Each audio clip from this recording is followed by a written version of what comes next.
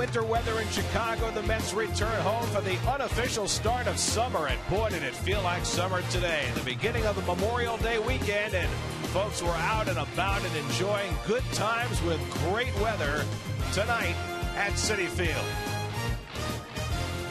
At Citi Field in New York, the New York Mets play the Philadelphia Phillies. Tonight's game is presented by New York's 529 College Savings Program. Mets baseball is presented in HD by IOTV. Get the best in HD free with IOTV. And a pleasant good evening, everybody, and welcome to Citi Field. I'm Gary Cohen. Keith Hernandez and Ron Darling join me in just a moment as the four-time defending National League East champion Philadelphia Phillies come to town to play the Mets at Citi Field for the first time this year. News on the injury front for the Mets. R.A. Dickey, who left yesterday's game, diagnosed with a partial tear of the plantar fascia in his right foot. He expects to make his next start, which will be on Tuesday against the Pirates. He'll test it out probably on Sunday to be sure. On a much more positive note, Angel Pagan returns to the lineup tonight for the Mets. Mets sent out Fernando Martinez to make room. They also made a move with their pitchers, sending Pat Mish out. He is designated for assignment, and bringing up a veteran right-hander, Dale Thayer. As for Pagan, his return to the lineup certainly bolsters the Mets on both sides. Well, anything will help right now, but remember, offensively, he's only 1/3 of the people that are out on the disabled list for the Mets. So it's a welcome return. Angel, we know, is much better suited in the two-hole. He will not hit in the two-hole. He's hitting down the RBI spot in the order to kind of strengthen the depth in the order. But the sooner the other guys get back, I think the better, and get Angel in that two-hole. That'll be much suited. Now, from a defensive standpoint, that's as good a defensive outfield you're going to have in the National League. So the Mets have Justin Turner in the two-hole. Pagan will hit sixth as Terry Collins tries to lengthen out his lineup. The Phillies are in town.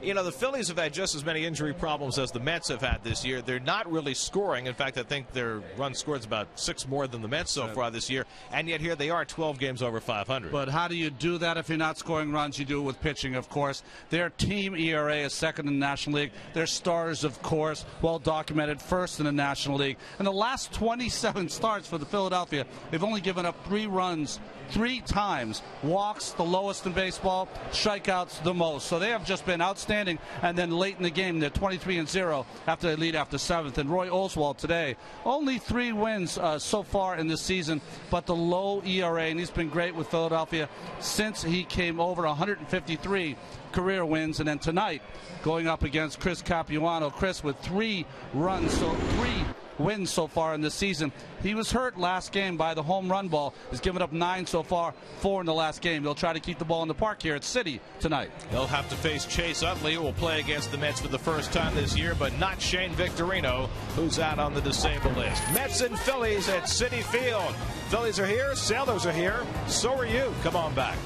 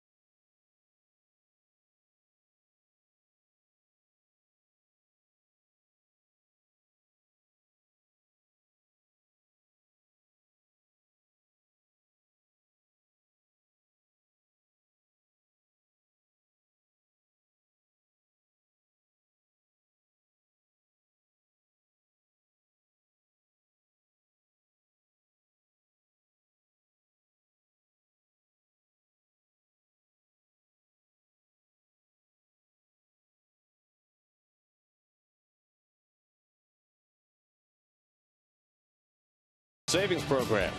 By IOTV, get the best in HD free with IOTV. By Bud Light, it's a sure sign of a good time. By Parts Authority, the only name in auto parts you will ever need to know. Visit them at partsauthority.com and become a VIP member today. By Nissan, hurry in for extra holiday bonus cash at Nissan's National Tent Event now through May 31st. And by Lowe's, visit your local Lowe's to cast your MLB All-Star ballot and enter to win a trip to the All-Star Game. Compliments of Scott's. Tickets for the inaugural soccer match at Citi Field featuring the national teams from Ecuador and Greece on Tuesday, June 7th at 8 p.m. are on sale now. Call 718-507-TIXX or visit 507TIXX.com now for your tickets. Here's your Cadillac around the majors for today. This afternoon, Kevin Correa 7 1/3 shutout innings as the Pirates beat the Cubs 4-2, his 6th win. Anibal Sanchez last night brilliant through a complete Game 5 hitter against the Giants, a 1-0 win for the Marlins, who are now 10 games over 500. And the Diamondbacks have now won 9 of 10. Micah Owings beating the Colorado Rockies yesterday 6-3.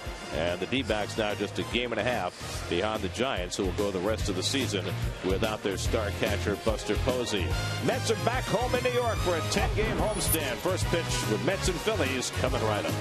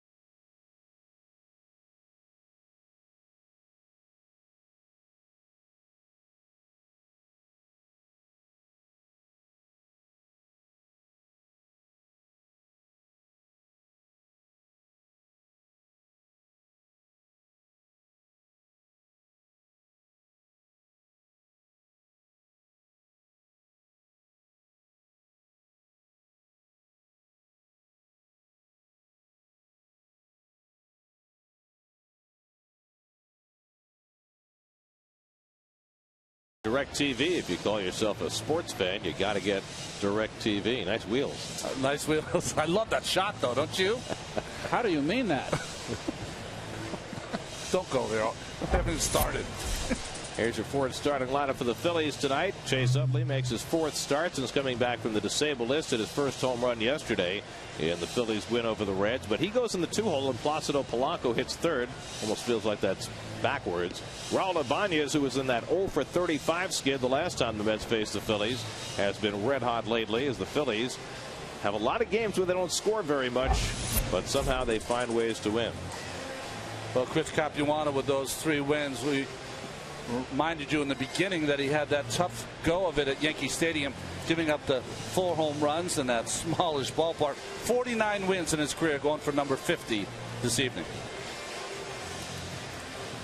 Here we'll take a look at the Lexus Metzi defense. Pagan back. It's his first start since April 21st. And I must note that this outfield was the projected outfield for the New York Metropolitans. It's only the second time they've played this season together. As Jason Bay was out at the beginning of the season, Pagan got hurt, suffered an oblique strain and a stress fracture in his rib as well, not widely reported, and he missed 30 games. But here he is back tonight to take on the Phillies. Jimmy Rollins will lead things off for Philadelphia. He got his first day off of the season yesterday. Remember, night before last, the Phillies played 19 innings against the Reds. So Rollins got the day off yesterday, hitting a .264 for the year. And Capuano gets it started with a call strike to Rollins. And Rollins is always someone that gets up for the Mets and is a thorn in their side, always in the middle of things. You know, you talk to people who watch the Phillies every day, and they'll tell you that Rollins has played indifferently at times this year. But you said he gets up for the Mets. It's very much like with Hanley Ramirez. When those two guys see Reyes on the other side, it seems to inspire them. Good off-speed pitch by Capuano, 1-2. It's almost like they're saying, I'm sick of hearing the Reyes. This is my game. Check this out. Well, it shouldn't be a shortstop competition. You know, that's what it seems like. You know, mano a mano. It's going to be every day. You know. 1-2. And Rollins pops one foul. Phillies at 31-19, 12 games over 500. They have had 28 games this year that they've scored 3 runs or less. 28 of their 50 games, and they've won 11 of those 28, which will tell you how good their pitching has been. And a good changeup to strike out Rollins, and Capuano fans the first man to face him. A good changeup down. When he has that changeup going, it's almost like a power changeup. It's a swing and miss kind of pitch for Chris. Mercedes-Benz Ultra Mode brought to you by your Tri-State dealers on the web at searchmercedes.com. Well, now Utley came back from a knee injury on Monday. Probably not quite full strength yet, but in the lineup. He's started every game but one since coming back, and Charlie Manuel says he's going to give him a day here and there to try and get him back up to speed.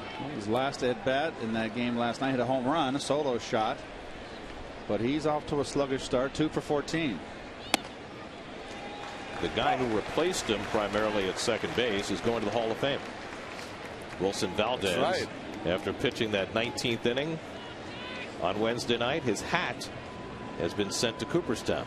Well, he got the fastball up to 89 miles an hour. He said he was very disappointed he did not break the 90 barrier. He wanted to be Desi Relaford. That's right. Mixed in a couple breaking balls and shook off the catcher twice. Oh. He's even got the pitcher's goatee going. Well, good for Wilson. Bounce foul, and it's 2-2 to Utley. You know, Gary, I was thinking of that stat that you just gave. Well, this is Wilson Valdez in that 19-inning game, shaking him off. How about that? Shaking him off. And that's Joey Votto. Yeah. And Votto just missed it. He went right through the middle of the order. Rolling, he hit. They got Jay Bruce. He's the hottest guy they got going. That's right. And then the pitcher, Carlos Fisher. Did you see that Martinez, the infield, was playing center field? And you see, as soon as Fisher popped it up, Valdez was headed toward the dugout. Capuano uses the slider to get Utley. Back-to-back strikeouts for Capuano to start the night. Well, good slider here. He had a good one against the Yankees, but he made a mistake with Granderson. The first home run he's given up to a left-hander all season long. Well, remember, he had struck out Granderson with the slider the first 2 at-bats. And, you know, sometimes you go to the well too many times. Well, here's Placido Polanco, who's arguably been the Phillies' best player this year. He's just had a phenomenal start to his season. Hitting a .323, 5th in the National League. Hitting .382 against left-handers. And against the Mets this year has seemed to have every big hit. Mets and Phillies have played 6 games this year. Polanco has 11 RBIs in the 6 games. And a lot of those RBIs were with 2 strikes, Ronnie, and going the other way. He's a good line drive hitter. Look at a great shot right there. We're going to give that blimp a workout tonight. That's a great shot. The geometry of the field, the angles. Polanco, the hardest man in the league to strike out this year. And Capuano just missed inside. Almost had him. You know, Gary, I heard you mention Ryan Howard. He's Paul Bunyan-like. You mentioned Paul Bunyan in Chicago yesterday. Well, if you're trying to teach a youngster who isn't a big kid how to hit the baseball, Polanco's the guy to watch. Up the middle. In there for a call strike 3, and Capuano strikes out the side in the opening inning, putting the capper on by striking out the toughest guy in the league to fan.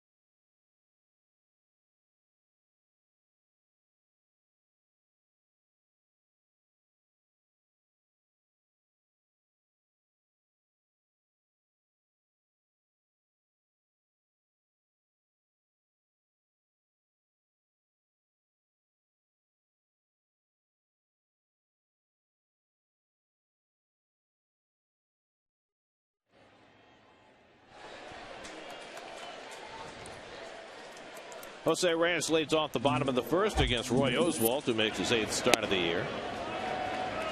Major Geico Mets starting lineup. Turner moves into the 2-hole. Pagan, in his first game in more than a month, hits 6th. Daniel Murphy's got his back going, a 6-game hitting streak. He slots into the 5-hole behind Jason Bay, whom the Mets would love to get going on this homestand. Roy Oswalt's 3-2 on the season. Good ERA at 2.77. Has had 2 stints away from the club. One to see how his family was doing in Mississippi, and also the DL with lower back strain. And that back is a problem that he's dealt with before, and it's probably not 100%.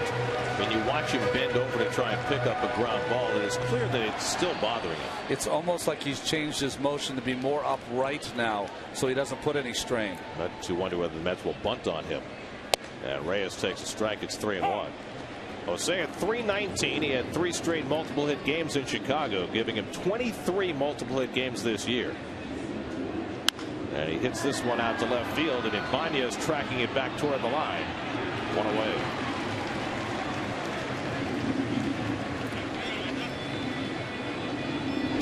Well, one of the more compact motions you'll see in the National League. A little step, high leg kick, and probably not as much now as early in his career. As good at using his lower body as anyone in the game. He's only 6 feet tall, but generates a lot of power. And you'll see the Coors Light Philly defense, and Mr. Howard has improved defensively over there over the years. He's worked hard at it, and the fruits of his labor are right there. No errors this season. 50 games, I should say. So this Philly team is a pretty good defensive ball club all the way around, boy, I tell you. Justin Turner's numbers have tailed off over the last 4 or 5 days. Just 1 for his last 18 after a remarkable run. Carlos Beltran to follow. Mets have been able to generate base runners, but getting them in, that's a big problem. Turner shoots one toward the middle. Great diving stop by Rollins, but he can't throw out Turner, who beats it out for an infield hit. Great effort by Jimmy Rollins. Well, he gets just completely on the dive there, and it is tough to get up and throw out Turner from the outfield grass. But boy, what an effort. Came pretty close. There you go, right there. Boy, that is a great backside angle there. Like a cat getting up. Ozzie Smith was the best I saw coming off the grass. Beltran, it's a double play bouncer right to Rollins. 6-6-3, and that gets Oswalt through the opening inning. A 9-pitch inning for Oswalt. We head for the second. Ryan Howard to lead off against Capuano. No score.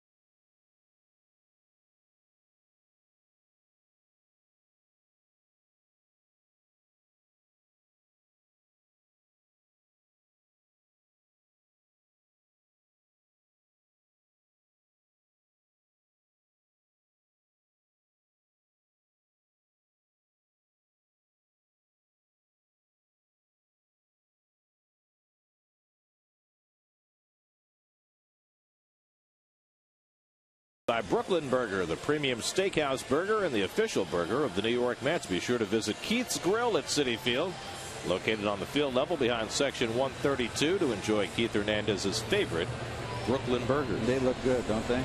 They taste good too. You know, in New York City, you can start out at a grill, and next thing you know, it's a full thriving restaurant. In name only. Ryan Howard leads off the second inning for the Phillies. See what Ryan's done this year, but his numbers against lefties are subpar. Unbelievable. He's hitting 197 against left-handers without a home run. And that's in 66 at-bats. He hasn't not hit a home run.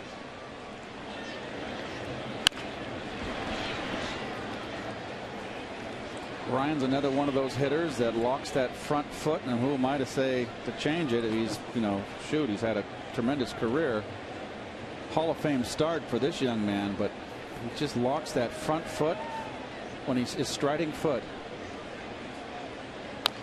He doesn't turn with it. You see, he keeps it pointing at third base, and it just locks your hips up. And he's just so doggone strong that he can get away with it. And in that ballpark in Philadelphia, that left center field fence for him, it's no match. Capuano struck out the side in the first inning. He's ahead on Howard 0-2.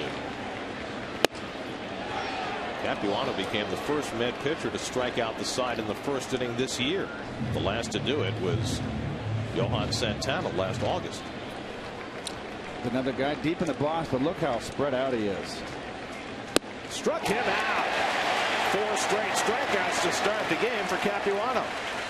Well, Cap has it working. He's able to throw that changeup inside the left-hander. A very dangerous pitch, but took enough off after enough fastballs and clearing and covering that whole batter's box, Keith. Yeah, it's a little better with a turn there. See, that's what he needs to do all the time. He turns that foot in. That was just a good sinker right there. Sink and change. Good pitch. Now Ben Francisco, and it's been a struggle for Francisco lately. Just 5 for his last 44. He's played most of the right field for the Phillies this year, but now they have Dominic Brown up from the minors, and it looks like Brown will get the bulk of the playing time from here. You know, we've all spent most of our time talking about how Jason Worth has gone to Washington. He's not the kind of guy who can carry that whole team on his back, but they certainly do miss him in this lineup. Oh, he was the perfect complementary player on this team. Hit in the air to left field, chasing Bay back. to the warning track. He has room to make the grab. First fair ball hit by a Philly. And Francisco sends it back to the warning track for the second out. A little bit towards the end of the bat, and Bay gets a good beat on it here. Know that Jason plays a very good left field. Well, welcome to New York. Dale Thayer, the newest Met, just called up from Buffalo today. He had a handful of games for Tampa Bay each of the last 2 years, and he was putting up some terrific numbers in Buffalo. And he's available tonight, taking Pat Mish's spot. Mish was designated for assignment. 20 games, 6 base on balls, 25 strikeouts. And a ground ball pitcher, so exactly what the doctor ordered. Has an extra arm in that bullpen. Ibanez takes a strike, and it's 1-1. Raul Ibanez, since his 0 for 35, has had 83 at bats, and he's hitting, well, there you go, 353. Wow. And he's hit both lefties and righties in this hot streak. Diving stop by Tejada from his knees. He got it. Outstanding play by Ruben Tejada. Full extension. And in the webbing to get Ibanez and get Capuano perfectly through the second inning.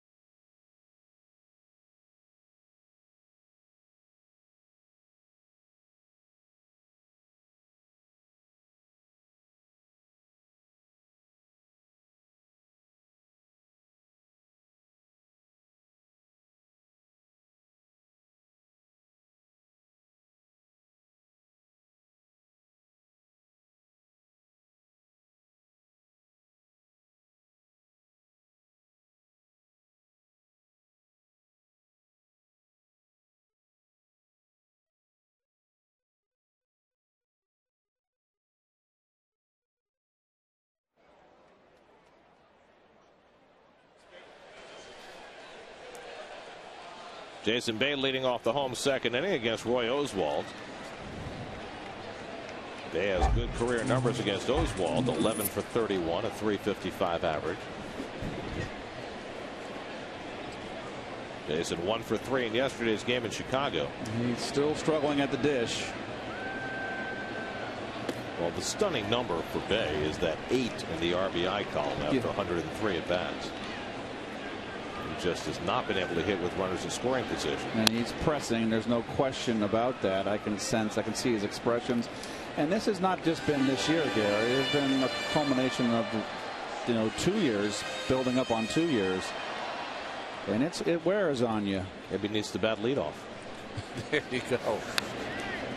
But how do you change that, Keith, though? I mean, every hitter goes through those streaks. I mean, you kind of have to, work your way through it, and then, I don't know, keep things simple or simpler. I don't know. It's just hard to figure out, Ron, because this is a man that's had some phenomenal years. Down to third, and Polanco right in front of it. Throws out Bay, one away.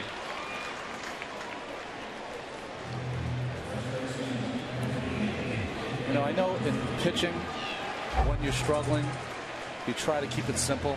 Strike one, first out of the inning. Try to do those kind of things. I don't know what the equivalent in hitting would be. Well, what I see right now is everything is being pulled Well, he's a pull hitter. He's got a lot of top hand in that swing, and as I said, because of the top hand, it makes him very vulnerable to pitches that breaking balls that break down below the belt and hard sinkers. Angel Pagan getting ready for his first at bat in more than a month. Murphy pops one up on the left side, and Rollins squeezes it 2 away. So you know, I'd like to take a look at his hands, how he grips the bat, and see if he's got, you know, in golf, Ronnie, Yeah. you want to play a fade, you hold your top hand a little differently. Well, here's Pagan getting a nice hand from the crowd. Last time Angel played was on April the 21st. He missed 30 games with that strained oblique. Of course, he was not hitting at all when he got hurt. They say you never get hurt when you're in a slump. Well, Pagan did.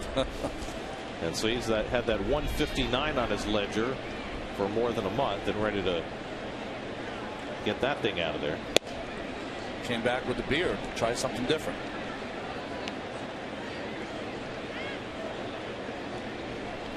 Ronnie Polino on deck.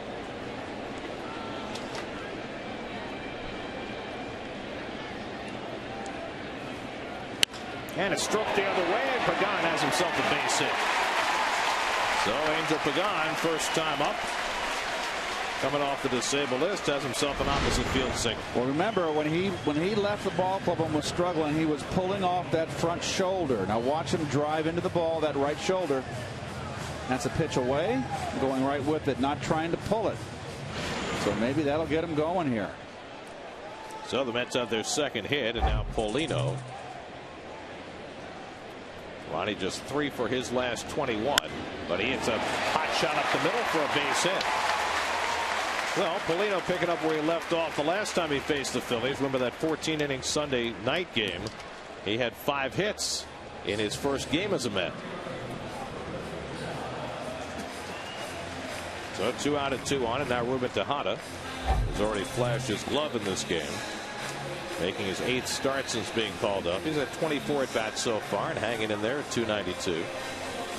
Well, one thing about 24 at bats when you're that low is just that an 0-for can drop it considerably, and a 3-hit day can raise it just as equally in the other direction. Last time the Mets faced Roy Oswalt, who was last September here at Citi Field, and he threw a 4-hit complete game shutout against them. He was one of the best pitchers of his generation. Came up in 01. He's won 153 games, and since he arrived, only 2 pitchers in the majors have won more. The shortstop, and Rollins will go to first with it. Get Tejada to end the inning. Only Halladay and Sabathia have won more games in the majors since Oswalt's arrival. No score after 2 at Citi Field.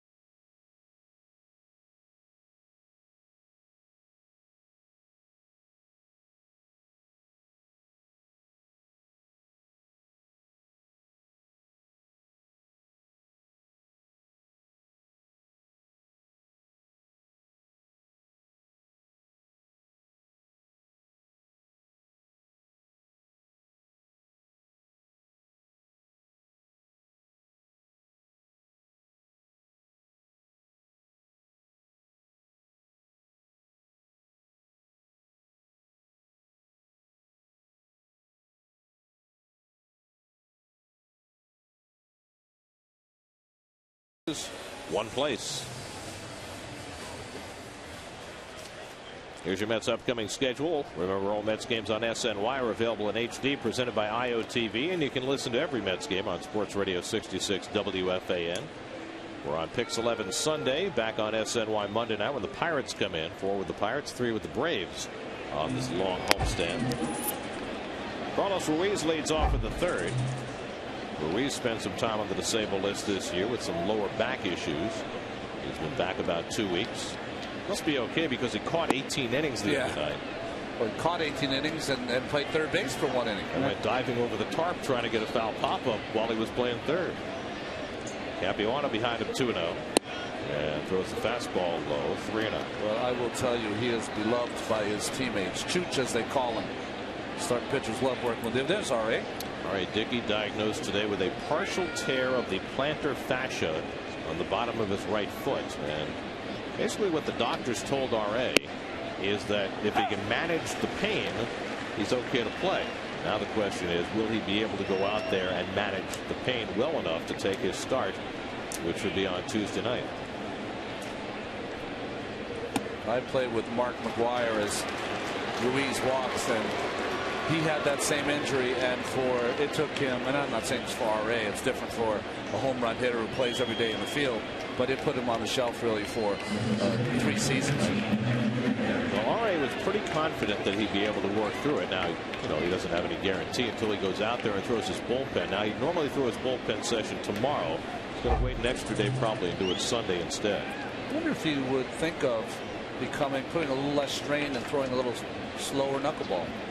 Maybe he'd be the only kind of guy that could make that change and try to put less strain on his foot. Well, would it make that much difference for a knuckleball pitcher in terms of pushing off, or is it more about fielding his position? Yeah. It's John Mayberry, and he takes inside ball 1. No, I think the key is going to be not only throwing on the sideline, but can he go out and sprint 90 feet? Can he back up a base? You know, if he gets a hit, he's one of the best hitting pitchers for the Mets. Can he run the bases?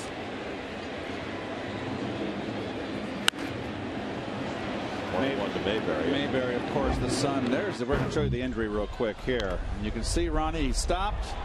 Then when he picked it back up, that's when the injury occurred. He was just surprised, and I'm not exactly sure what it is that he thought he saw that caused him to hesitate. Well, you know, what I saw is that Murph was out of position. Simple as that. He was on the second base side of Zambrano, and that just changed the whole, I think, RA's perspective of the vista he saw when he turned. I think he glanced over there, saw Zambrano, and honestly thought it was Murphy and shut it down. Yeah. 1-2 to Mayberry. Boy, this young Mayberry, I'll tell you, he might be hitting 235. Every time I watch him play, he hits a bullet. Well, he's getting a chance to play with Victorino on the disabled list, and he hasn't been putting up the numbers with this opportunity, hitting under 200. But I like his swing. They say they've been jamming him. He's got long arms, but this kid can run. He's big and strong. A right-hand hitter, unlike his daddy. And they really have loved his center field play. A lot different than Victorino with his short, choppy steps, long loping strides for John Mayberry. Shades of Gary Maddox in his heyday for the Phillies. Swing and a miss. He got him with a changeup. That's 5 strikeouts in the first 8 batters for Chris Capuano. Capuano making like Santana-like here against the Phillies. A good power changeup, and way out in front is Mayberry. Well, 1 out and 1 on, and now Roy Oswalt 1 for 11 at the plate this year. You see that career batting average, though. He is not an easy out. He knows what he's doing up at the plate. That's a look for the bunt here. Ruiz not a fast man at first, and Oswalt dunks it foul. He has 3 sacrifices to his credit this year. Well, we've known that Murphy has been playing really aggressively, Keith. But this is one point where if you're the pitcher, Capuano, you're left-handed, Ruiz is going to get such a late jump from first base because of the threat of your move that this is really a time you can pick up a force at second base.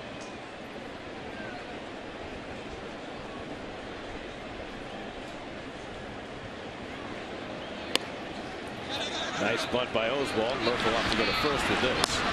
So 3-4 on the sacrifice, moving Ruiz to second. Well, that's a pitcher perfect bunt right there. Deadened it nicely. There's no defense for that.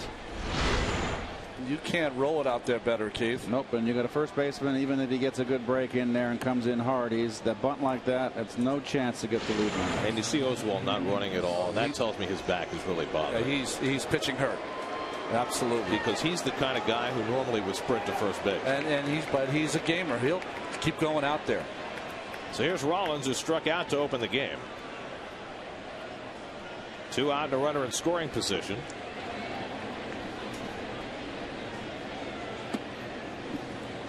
And a first pitch changeup by Capuano for ball 1.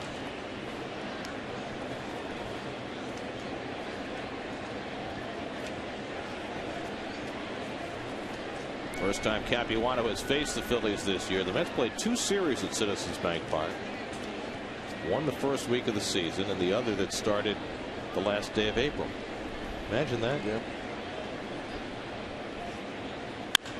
Cracked into left center field. That's a base hit. Pagan cuts it off in the gap. But Ruiz will score easily with the first run of the game. Jimmy Rollins drives in his 16th run of the year. 1-0 Philadelphia. Yeah, Rollins once again hurting the Mets with his bat. And that's a fastball. He wanted to get inside. Away, it looked like it came in. You know, those leadoff walks will kill you with Ruiz walking sacrificed over.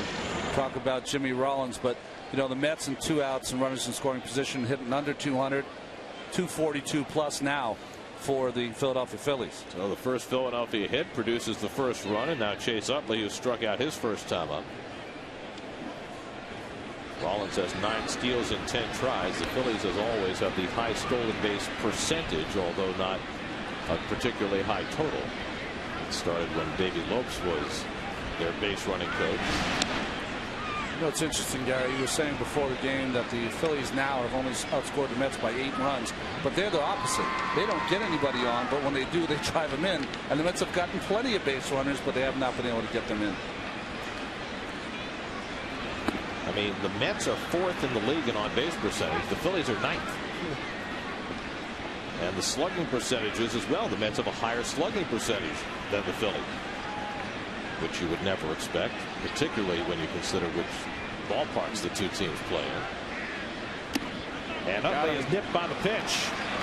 Well, that happens a lot with Utley. Third batter Capuano's hit this year. Now there are 2 on for Polanco. So the Phillies were in the middle of the pack in most offensive categories. But their pitching, of course, has been splendid.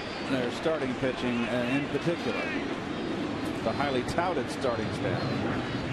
So now Polanco, who is hitting .348 with runners in scoring position, and here he is in another RBI situation against the Mets. Well, let's see how they work him. It's a guy that goes the other way.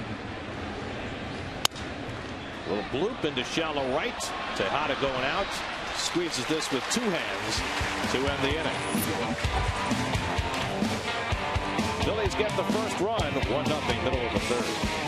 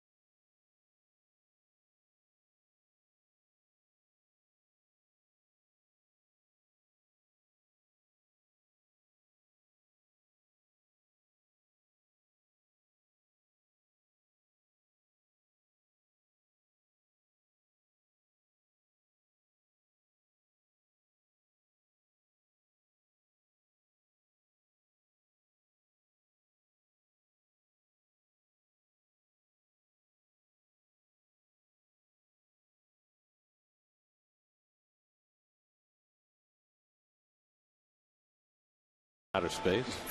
That's right.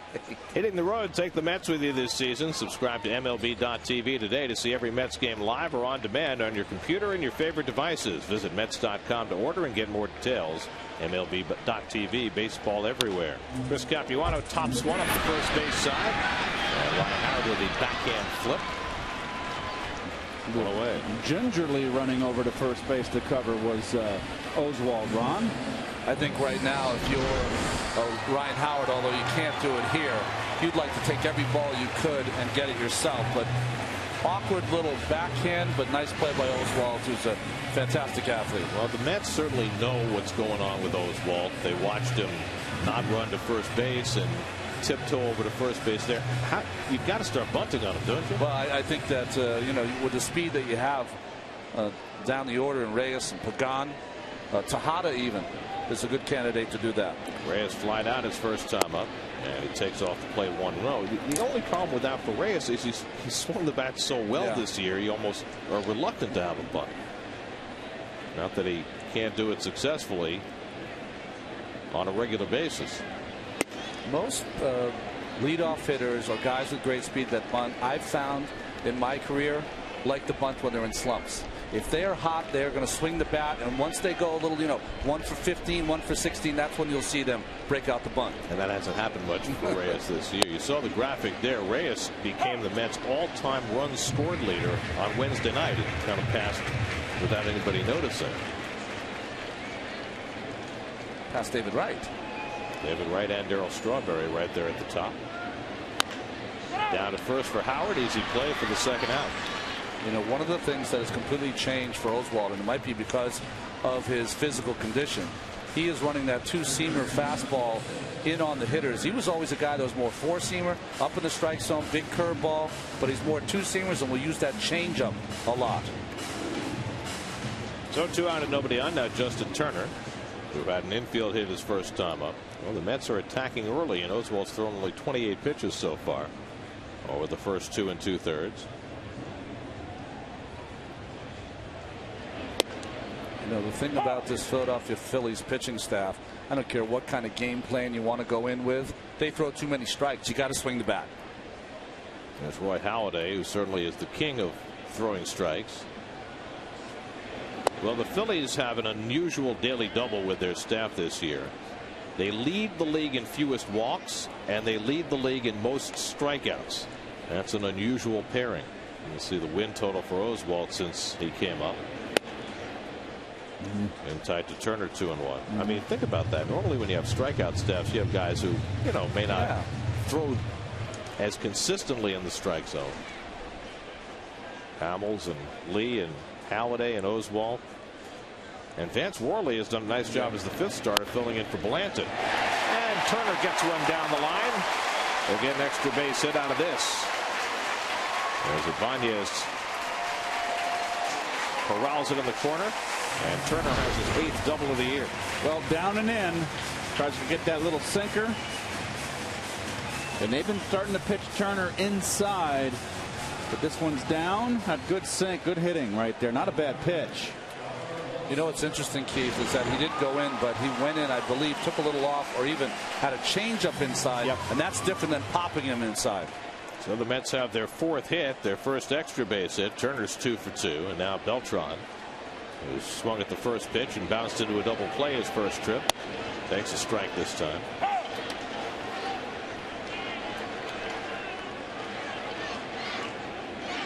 Well, Justin Turner already has his 6th multiple hit game.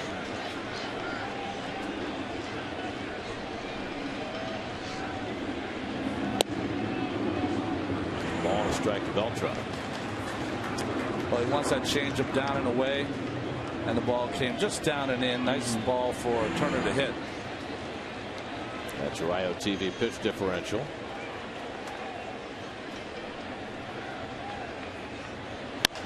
Beltran fouls off the fastball. 93 for Yes, he humped up on that one. Every great pitcher, and he's one of the great pitchers of his generation. You get people in scoring position, and they have a little extra. Exactly. And effortlessly, too. He's got a very easy motion. Looks like he'd be 93 and sneaky.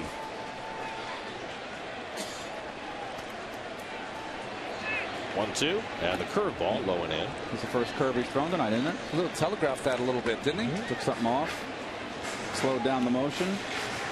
Jason Bay would be next. Oswalt facing Beltran, with whom he was teammates in Houston for a few special months in 2004.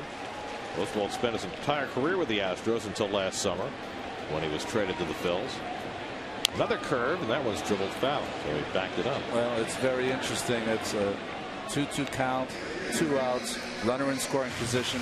Jason Bay behind Beltran. So, you know, Carlos is going to see a lot of these kinds of at-bats, and he's going to have to be able to put the breaking ball, hit the breaking ball for a hit to get the RBI. And it's going to be a while till the Mets get their other 2 guns back. At least 10 days to 2 weeks for David Wright, and maybe longer than that for Ike Davis, who's not making as fast progress as the Mets would like. 2-2. Hit in the air to right center, and Mayberry with those long strides moves over. And that retires the side. Mayberry didn't know any out there were. No matter. A double and 1 left after 3. 1-0 Phillies.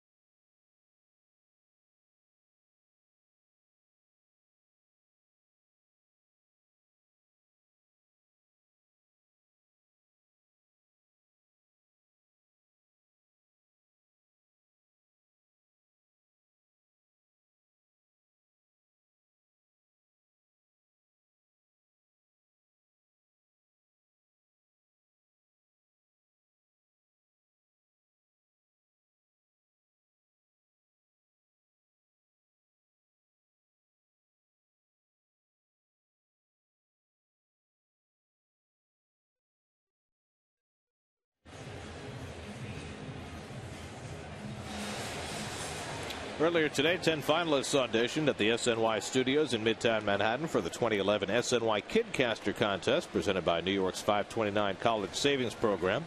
Congratulations to Jacob Resnick of Manhattan. He is the 2011 SNY Kidcaster. Jacob will be joining us in the booth at a game later this season. New York's 529 College Savings Program would like to congratulate and thank all the contest participants and finalists for a job well done. And Jacob will have some big shoes to fill as Ryan Howard pops the first one foul. Long way to go for Turner, but he gets there. 1 pitch and 1 out of the 4th. Last year, Kara Ann Galante certainly made a great impression with her call of David Wright's home run. Kyle Singh, our 2009 winner, had his very unique terminology, which still resonates. I'll remember that as long as I live. So, Jacob, we look forward to having you in the booth, and I'm sure you'll do a fantastic job. Francisco drops down the bunt. Capuano with a sliding grab, but he can't throw him out. So Francisco, who's been struggling, found himself a way to get a hit with a beautifully placed bunt. Well, Francisco, who comes out of his shoes on every swing, puts down a beautiful drag bunt, and nothing Capriano can do. Who's quite an athlete, actually. Capriano feels his position well. That is a fine play right there, but just too good a bunt. You know the lefty that made that play better than anybody ever saw? Mike Hampton. We'll talk about another athlete. Oh, he was just fantastic. What a fielder, what a hitter. in addition to his pitching. This guy to my left right here wasn't a bad fielder too. But he wasn't a lefty. No, he was a Gold Glove winner, Mr. Darling. The thing about Hampton, it's a shame that the injuries overshadowed his career, because he was fun to watch, fiery. But you know what? For one great season here in New York, he did everything that he was supposed to do. I thought that when Mike was here that year, Gary, that he set the tone for that starting rotation. He really did. And you had Leiter in that rotation, completely different personalities. Hampton was lights out. And he struggled early in the season, Hampton did, particularly with the walks. 3-0 now to Ibanez, but he really pitched well when it counted. You know, when I watched him pitch, it seemed like it took him and Piazza a while to kind of figure out how to get it done. And then after that, they were really good at it. You know, they really meshed. Carlos Ruiz on deck. Capuano behind on Ibanez, 3-0, and he takes a strike. In his last start, Capuano gave up a home run to Curtis Granderson, the first home run he's allowed to a lefty this year. He's only given up 13 home runs to left-hand batters in his career in over 800 innings. And of course, completely shuts down the running game. So there are a lot of little aspects in Capuano's game that really help him. Fields his position that Keith mentioned, also very capable at the plate. And a physical fitness nut. He is really in shape. Physically fit. There goes Francisco. Ibanez swings and misses. Paulino's throw is not in time. And Francisco has his third stolen base of the year. I don't believe this was a hit and run right here.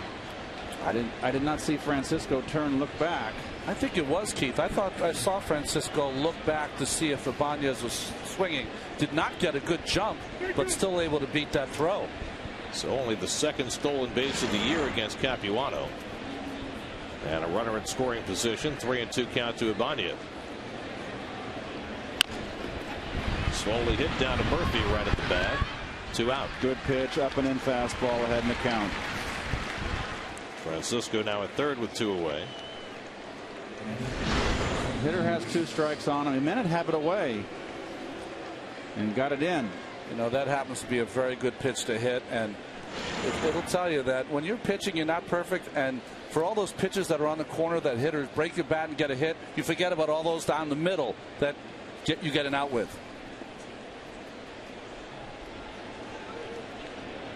Here's Ruiz, who walked and scored the only run of the game in the third. Kind of like the hitter who bemoans the line drive into a fielder's glove and forgets about the Texas leaguer. Yeah, but if you're a 300 hitter, you get more of those doggone line drives at him than you do those blutes. They don't even out.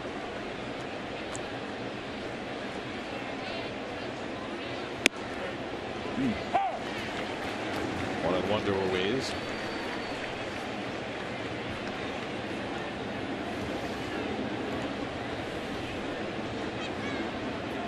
Capuano far more effective against lefties throughout his career, and again this year. But he's made a little adjustment from Yankee Stadium. He is pitching the right-handers in, because that is the pitch he needs to set up that changeup.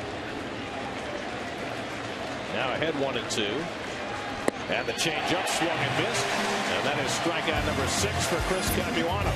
6 strikeouts in 4 innings, but the Phillies lead at 1-0.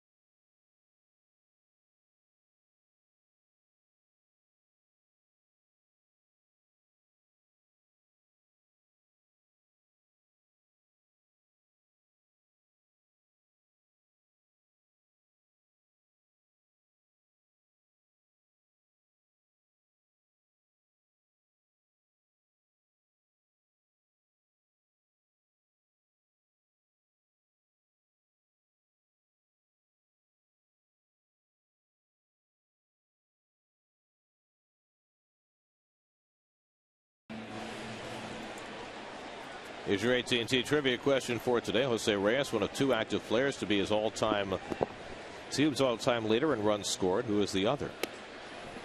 Current player who has the all-time franchise record for his team for runs scored. Think of a person that's played with the team his entire career. I got an idea. Yep. Jason Bay leading off in the home 4th inning, and he takes a strike. Bay grounded out to third base his first time up.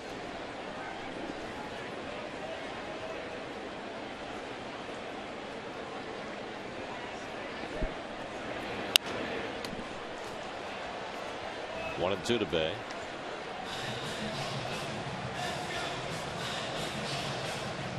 You can almost see the exasperated sigh after every pitch. It's taken its toll on Jason. The frustration is apparent.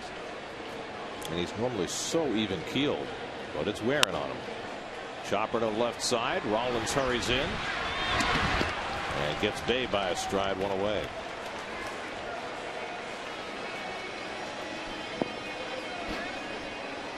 And there it is again. Now Daniel Murphy with 1 out. I'll say one thing for Jason. He runs everything out 100% down that line. And it's easy to hit a ground ball like that, folks, and just give it a little 80%. Yeah. He never does. I thought Murphy had one of the better games he's had all season long yesterday, Keith, huh? Swung the bat better? Yeah, he swung the bat a lot better yesterday. Had 3 hits, including a double his last time up. He's got the barrel out yesterday. He's been just taking that pitch away, which is his strength. I'll argue that he's changed so much that it's not his strength anymore. It's almost like he's fielding for that ball away. Slashes that one foul. That's at least a better swing than a pitch outside. I remember Lou Brock telling me when they were pounding me inside when I was young and I couldn't hit that hard cut slider in my hands from right-handers, and Lou said, "You're looking into your weakness instead of your strength. You know, where do you like the ball?" I go, "I like it away." He goes, "Well, so do I." He goes, "You're looking into where don't you like it?" I said, "Well, I don't like it in, particularly slider from right-hander." And he goes, "Then why are you swinging at it?" Seems simple enough, huh?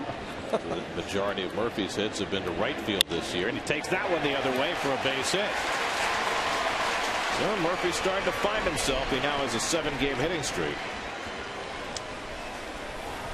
Aerial coverage brought to you by DirecTV. If you call yourself a sports fan, you got to get DirecTV.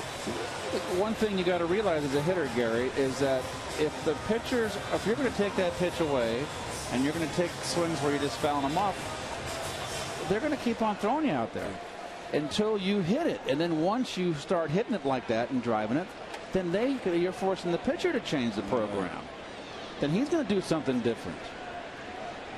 They're not dummies out there. They know what's going on. Contrary to what you say behind our backs. I just thought that was gratuitous there. Pagan had a base hit in his first at bat off the disabled list his first time up. And he raised his average 12 points. Yep. There you go.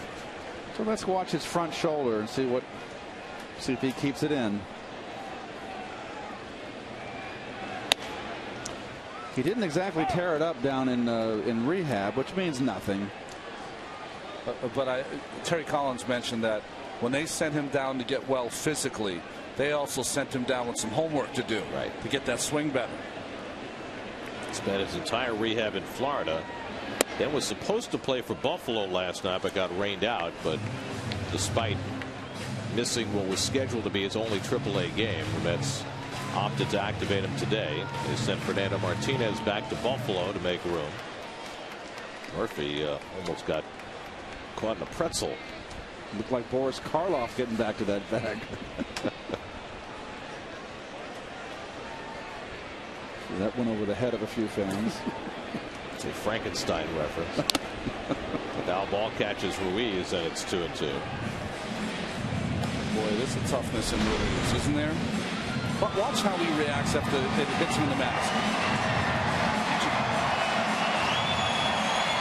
Hits him right on the chin. And as soon as he gets it, he pulls his mask off and says, hey, give me another ball. Let's go. I remember when the Phillies first called him up. He had been in the minor leagues forever. Nobody considered him a prospect. But all he did was take the job and run with it. One of those overachievers, not a gifted, greatly gifted athlete, but hard work. It's always nice to see that. 2-2 to Pagan. And he pops one up. Rollins out. Ibanez in to call. And that's the second out. Well, that's just a good sequence of pitches from Oswalt right there. You recall Angel's first at bat, the line drive to left field and a pitch away. What did he do here? He in and out. He popped it and went in and got him with 2 strikes. Well, you're right, Keith. He was. I call those the kitchen sink at bats. You see every pitch from Oswalt in that bat. There's Polino, who singled to center his first time up. That's 5 hits off Oswalt, but have not been able to play to run. And he wasn't going to give Polino a first ball fastball. The first ball fastball hit him the first at bat. A little change up at him. It's the part of the game I love. Snap throw by Ruiz, and Murphy gets the hand back in.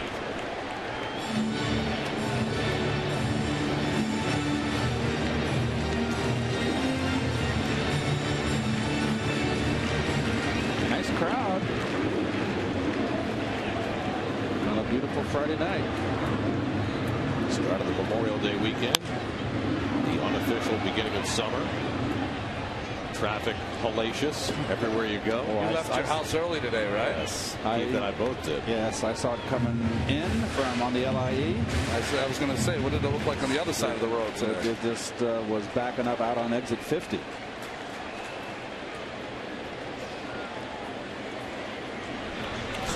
That's the softest throw to first ever.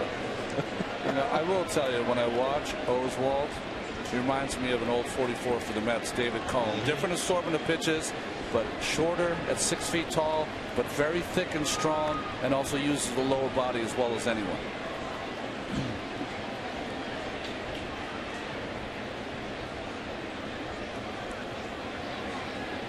There goes Murphy, and throwing from his knees, Ruiz gets it there too late.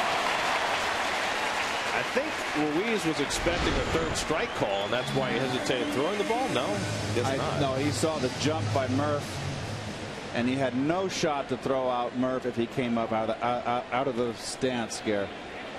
So good jump by Murph. Also, I guess if you're a catcher, your first obligation on a curveball is to ensure that you're going to block it if it's in the dirt. Stop it. Yep.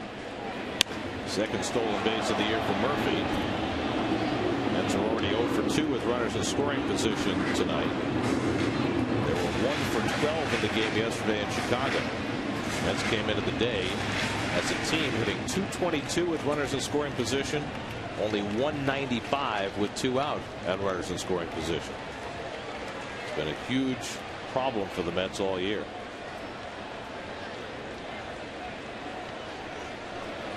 Two, and Polino a check swing foul. That's why you look at a team that's 4th in the league in on-base percentage, 8th in slugging percentage, but only 11th in runs scored.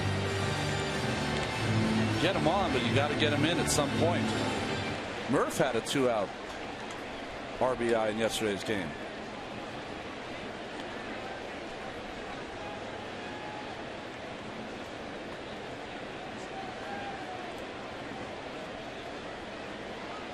Seventh pitch of the at-bat coming to Polino.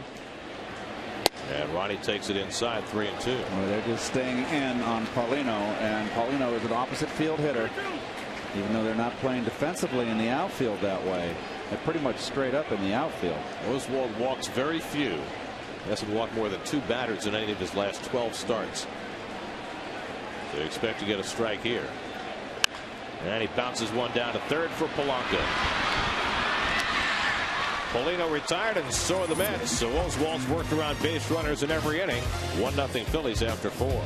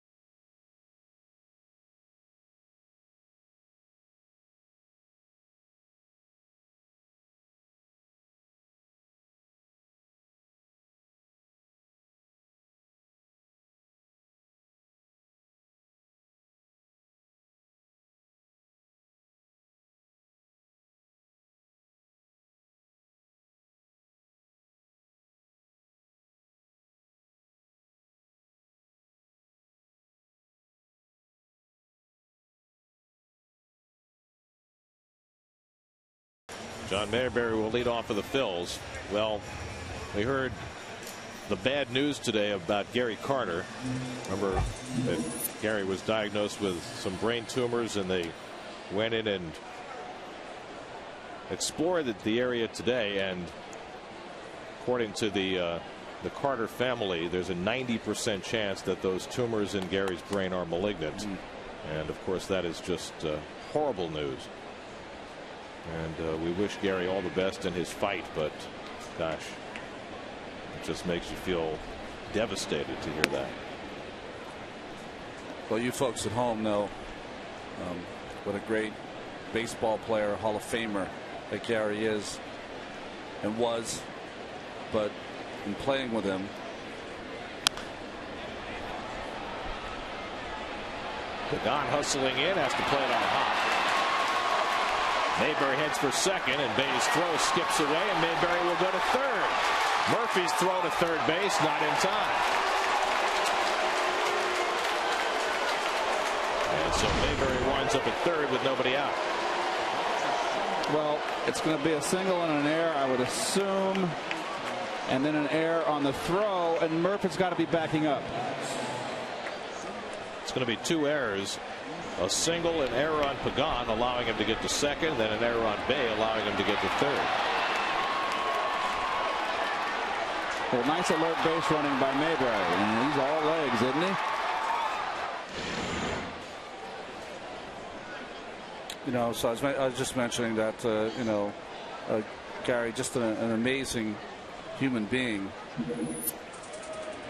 And he's a man of great faith, and he's got a great family behind him, and you know, all of our thoughts and prayers are with them right now as they go through this terrible ordeal.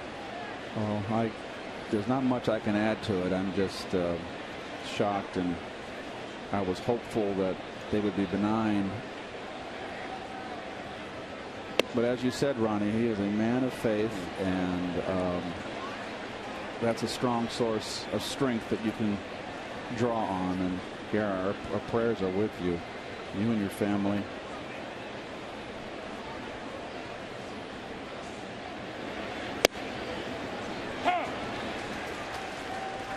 Well, we will certainly be hoping for the best for Gary Carter and his wife Sandy and his kids. I mean, it's a wonderful family, and he's a terrific guy, and every Met fan holds a special place in his heart for Gary Carter. As Oswalt drives one in left center for a base hit, that'll chase home Mayberry, and it's 2-0 Philadelphia.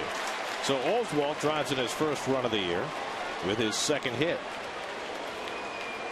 Well, Ronnie said it his first at bat. Don't let the 091 batting average lull you to sleep. He knows how to swing the bat, and that's just a nice little level swing. Well, maybe the Philadelphia pitchers have taken it upon themselves. Cliff Lee in yesterday's ball game had 3 RBI. Well, the day before you had a second baseman pitch and get a win, and so they're trading places. Taken high by Rollins, who drove in the first run with a base hit to center in the third. So just as was the case in Chicago the other night, the Mets hurting themselves with their defense, throwing the ball around a little bit, helping the Phillies to a run. Mets have played fine defense for most of the year, and they're in a position right now with their offense compromised that they just can't be giving away runs.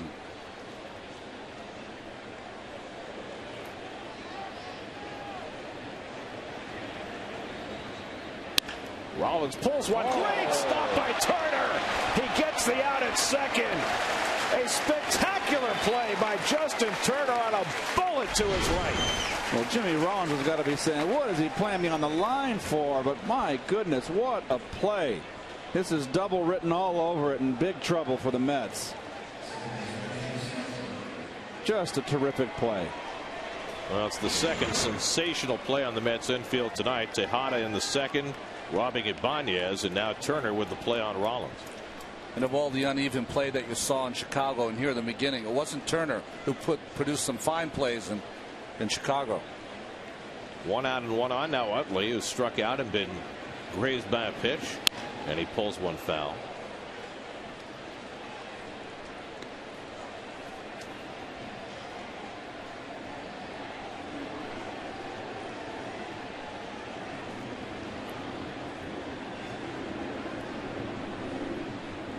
I'd buy a ticket. Why not?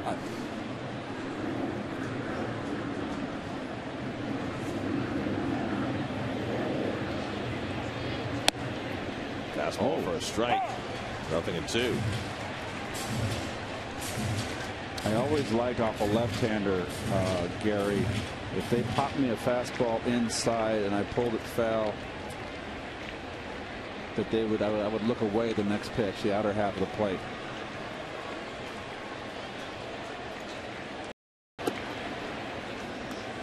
Now, as a pitcher, when a guy pulls a ball foul, does it worry you to come back inside? In the beginning of my career, I would say, oh yeah, here, have another one. Let's see if we can pull this one foul. Later in my career, I said, okay, I get the message. I'm going to go on the outside corner. Didn't have enough to get back in there. Down to Murphy. Out at second. Returned by Reyes. In time for the 3-6-3 double play. Started and finished by Mr. Murphy. So the Mets, after giving up an unearned run, make some nice plays. 2-0. Nicely done, Daniel.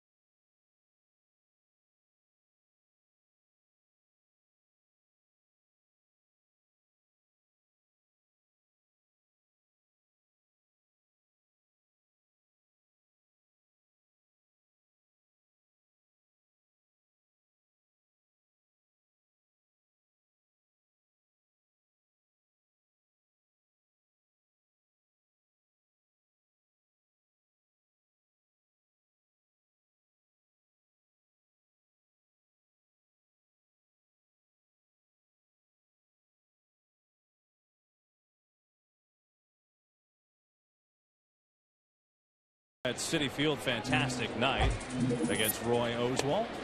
Takes the first pitch inside. I'm up here on the left field landing. It's Celiac Awareness Night tonight at Citi Field. Proceeds of the night going to the Long Island Rock Foundation, the National Celiac Awareness Group. And while I may be up here, down on the field, guys, remember the last time we were here? Monsoon conditions. It wasn't pretty for Bill Deacon and the grounds crew. They did yeoman's work to get this field playable last week. Well, the field is kind of back to opening day condition right now. And essentially what happened is they had to kind of start over in a way. They took sand, actually, and put it all over the grass part. What that does, takes away some of the organic material and actually kind of evens out the grassy part. Then they had to scoop up all of that turfus, that diamond dry substance, and kind of start over. They filled in some infield mix, took a string, and leveled the field. They do that usually once a month, but with all the rain, they had to do it this past week. Field looking and feeling like new tonight. Guys? Kevin, great job tonight with the Celiac Awareness event as Tejada grounds one to Rollins. How many folks did you have here for that? 350 tickets tonight, Gary. So proceeds of all those going to those groups, and we had some auction items as well. Really a great turnout. So we appreciate all the support tonight. It was great. That's terrific, Kevin. Of course, Kevin, a leading spokesman for Celiac Awareness. He and his wife Rachel both have that condition, and they've done great work at nurturing a lot of awareness, because a lot of people who have celiac disease don't know that they do, and as the word has gotten out there, more people have been properly diagnosed. Well, I don't know about you, but I think Keith and I didn't know anything about it until we met Kevin. and got to know Kevin. So now they have a gluten-free food stand here at Citi Field, where folks who suffer from celiac disease can enjoy a snack at the ballpark and avoid the gluten that upsets their system. 1-2 to Capiano, who grounded out to first base his first time up.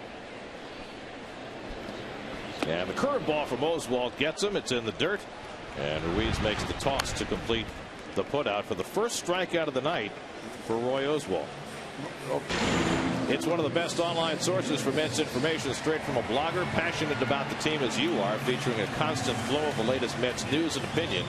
Mets blog presented by Verizon, featured on SNY.TV, your online home of all things New York sports. And I was very happy tonight that the Mets paid tribute to Dana Brand, a prominent Mets blogger who passed away earlier this week. They had a nice tribute to Dana on the scoreboard. He was a wonderful guy. And I'm glad that the Mets saw fit to remember him in that fashion tonight. I saw Dana in the last week, and just sad that life is so fleeting. Yeah. Well, he came to Foley's, where you and I were doing some celebrity bartending. He's such a big Mets fan. So we're going to miss Dana greatly. And sometime in the near future, there's going to be a memorial event. So folks should keep their eye out for that. Good curveball by Oswalt to get ahead on Reyes 0-2. All of a sudden, Oswalt is starting to use his curveball, and he seems to be getting into a little bit of a groove. See, Oswalt, they asked for the ball because it hit the dirt, and Laz Diaz asked him. He said, "No, it's fine. I got it. See, it's good. It's no problem with it." He's having a bit bemused by having to toss that good ball in. He's not particularly happy with Jose on that. Well, the world has changed in that respect. As Jose pops up the curveball, used to be that balls would stay in play routinely when they hit the dirt, and Utley and Rollins come together and the ball drops. Well, I don't know if that's a consequence of Utley being recently returned to the lineup, but that's something you don't see very often. And it should have been Rollins' ball. It's on his side of the bag. And thus they're going to charge the error to Utley. You know, in a strange way, the shortstop almost has precedence over any of these balls that are in the outfield. And they've played so many games together that you would think even being out for a few weeks, that would not be a problem. This is the 88th game that Utley and Rollins have started together against the Mets. There are only two other double play combinations ever who have played more games against the Mets. And both were for the Cubs. Glenn Beckert and Don Kessinger, and Ryan Sandberg and Sean Dunston. Turner's 2 for 2. He's singled and doubled tonight. Boy, I tell you what, I just love Oswalt. He is such a cutout of the old school. He is not afraid to run that fastball up there. 2 for 2. Turner off him 2 bullets. Came right after him with an upstairs fastball.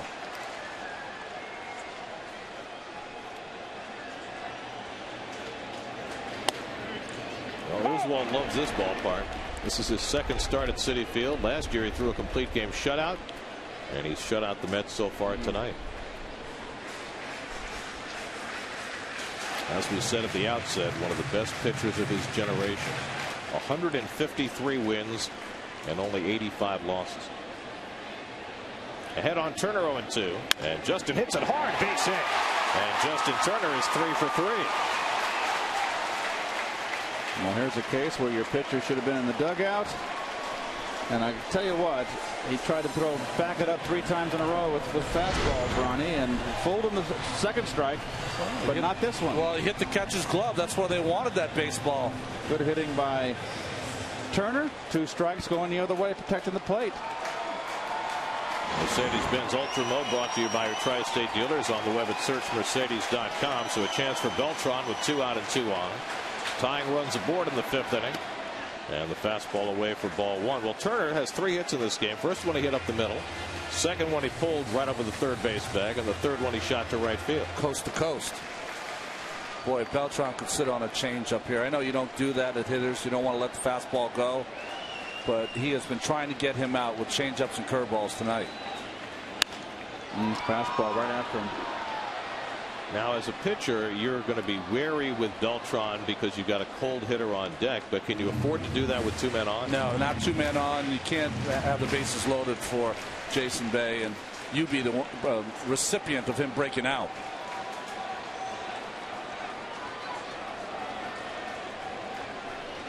One and one to Carlos. And he rips it into right field, a base hit. Reyes turns third. He's being waved home. The throw by Francisco. Not in time. Turner to third. Carlos Beltran gets the Mets on the board, and it's 2-1.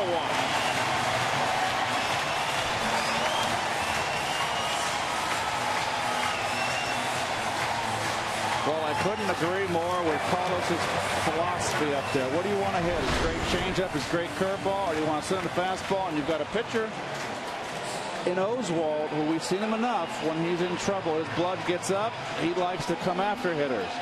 So sit on that fastball. Nice hitting by Carlos. So the first run allowed by Roy Oswalt at Citi Field, albeit an unearned run. And now the Mets have the tying run at third with Bay at the plate. Jason twice has grounded out to the left side. And fouls the first pitch fastball back. Jason Bay started the day 2 for 25 with runners in scoring position. That's 080. And I'm sure he's the one guy that knows that too. And don't think that's not in the back of his head.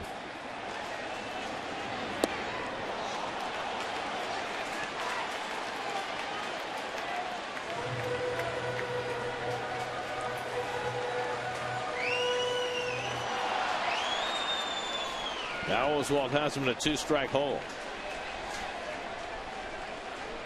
Pretty much straight up the middle. And Bay down on 3 pitches. So Oswalt has his second strikeout. Let's get an unearned run as Beltran drives it home after 5. It's 2-1 Phillies.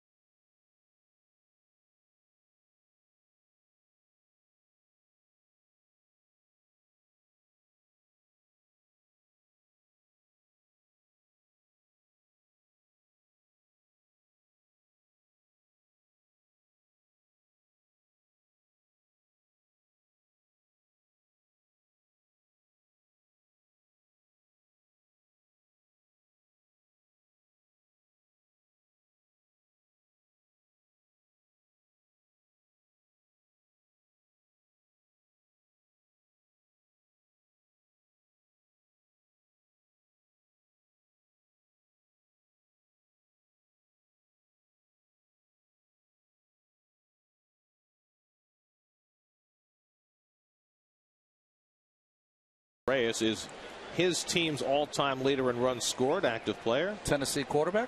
Oh. Todd Helton spent his entire career as a Rocky. He's got 1,288 runs scored. Larry Walker is second with 892. Well, you think it might be Jeter, but you forget about Ricky Henderson. Yeah. And Lou Gehrig and yes. Babe. Yes. Placido Polanco leading off the 6th inning for the Phillies. Polanco has taken a cold third strike, and then with 2 men on in the 4th, he popped up. 2 big outs for Capuano tonight. It'll be Polanco, then Howard and Francisco. And there's a strike, 0-2.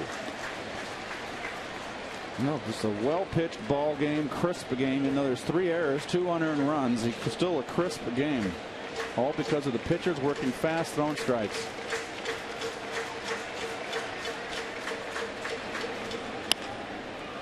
In the air to center, and an easy play for Angel Pagan. Nice to see Angel patrolling out there again. 1 out and nobody on. Well, Jason Bay's woes continue. Big RBI spot with the tying run at third. Now, we talked about Oswalt being aggressive. Fastball up and in. Change up, down, out of the strike zone, sinking. Didn't waste any time. Another one. Both not strikes, but the great sink, the late dive of that changeup. And always when you're hot and that first pitch fastball, usually you put it in play. Yeah. You know, I just sense Jason being a little tentative, and I've been there before when you've struggled. Now, I have never struggled as much as he has over a year and a half, so it's got to be doubly, triply, quadruply worse mentally. And you can become tentative and get caught in between. It's just been a tough slog for him, boy, I'll tell you.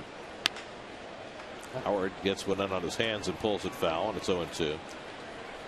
Is there any answer? I mean, is there anything you can do changing routines? I mean, you don't want to change your mechanics too much, I don't think.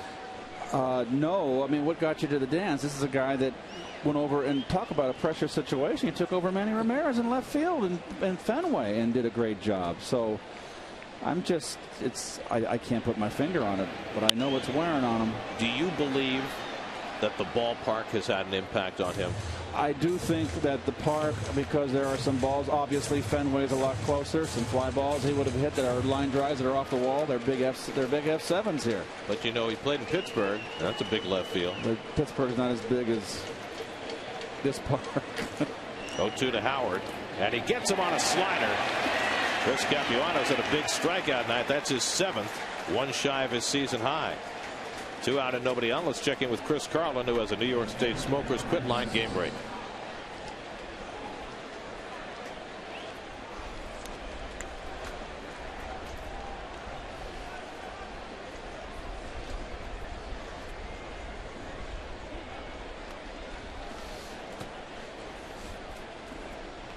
Well, back-to-back 4-hit games can get you going, Kevin. With the Red Sox the way they've been playing, and if the Carl Crawford gets back in a groove for the second half, well, not even more than the second half. He is in the groove right now. It could be lights out in the division. Well, also, you know, the Yankees are starting a West Coast trip. Yeah. Playing in Seattle against a Mariners team that all of a sudden can throw good pitching at you just about every day, and that gives the Red Sox a chance maybe to jump into first place. I mean, Fister has pitched well. They're facing Pineda today or tonight. They're going to get King Felix too. I mean, Felix Hernandez and Michael Pineda is about as good of 1-2 punches they've got in that league. 2-1 out of Francisco. You know, to go one step further, you're talking about Jason Bay, and hitters never want to talk about a stadium getting in their head. We have no problem assuming that a small stadium can get in a pitcher's head. Have no problem thinking that. Rockies and how some of the pitchers they signed in the day and say, you know what, they can't pitch here because it's in their head. Why can't it be in the hitter's head? That's a very good point, Ron. The pitcher's got to pitch in Philadelphia in that bandbox.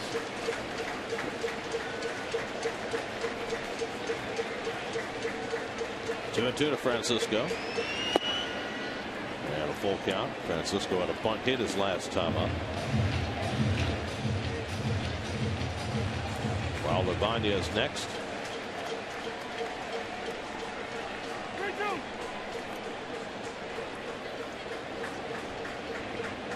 3-2. Struck him out. Change up from Capuano. Strikeout number 8. And that matches his season high. 1-2-3 go the Phillies. Mets down by a run.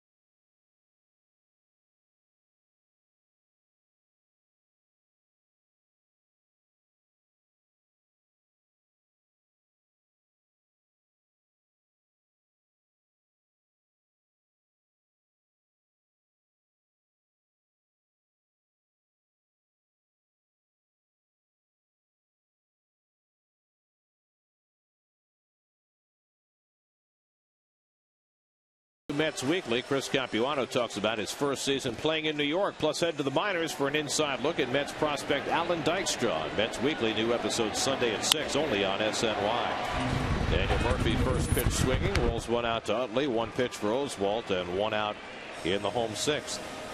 How do we get Dykstra? Antonelli? Mike Antonelli, the pitcher? That's right. Yeah. He's been Antonini. Sorry about that. Tearing the cover off the ball. So one out. Here's Angel Pagan, 1 for 2 in his return to the lineup after missing 30 games on the disabled list.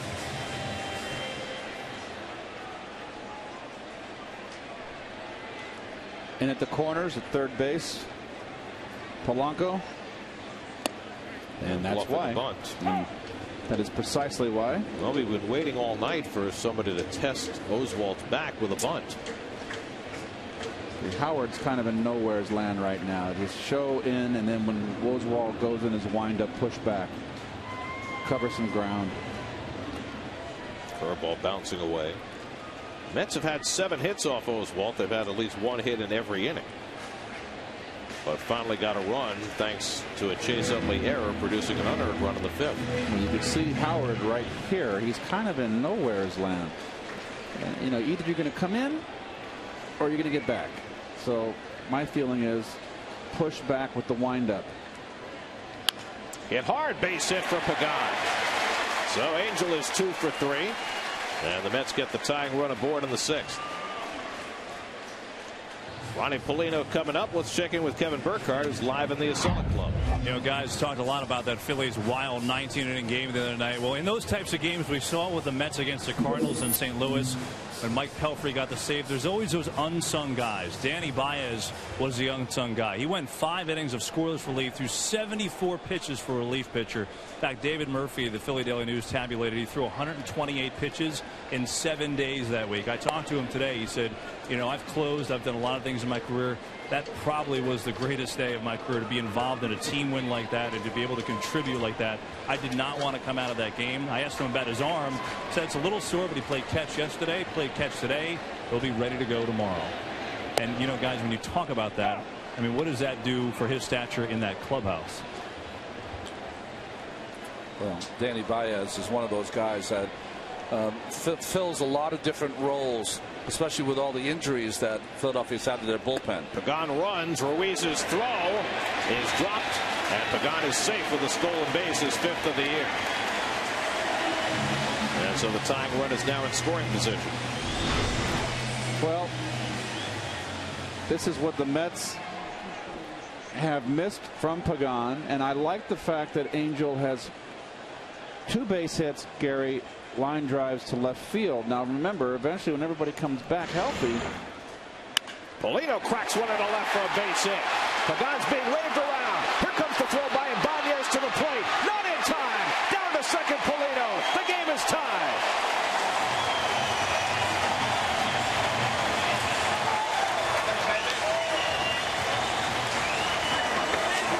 Angel Pagan using his wheels to get the Mets even as Polino drives in the tying run. wants to come inside and does not get the sink he wanted. And Polino right on it. And Chip Hale showing some aggressiveness there with that call home on Pagan, as Banez does not have a strong arm, and that's why he sent them. And Polanco's got to cut that ball off. Well, Chip Hale doesn't make very many bad decisions there at third base. Tejada pops it up, and Jimmy Rollins there to grab it for the second out. Emphatically called that one off.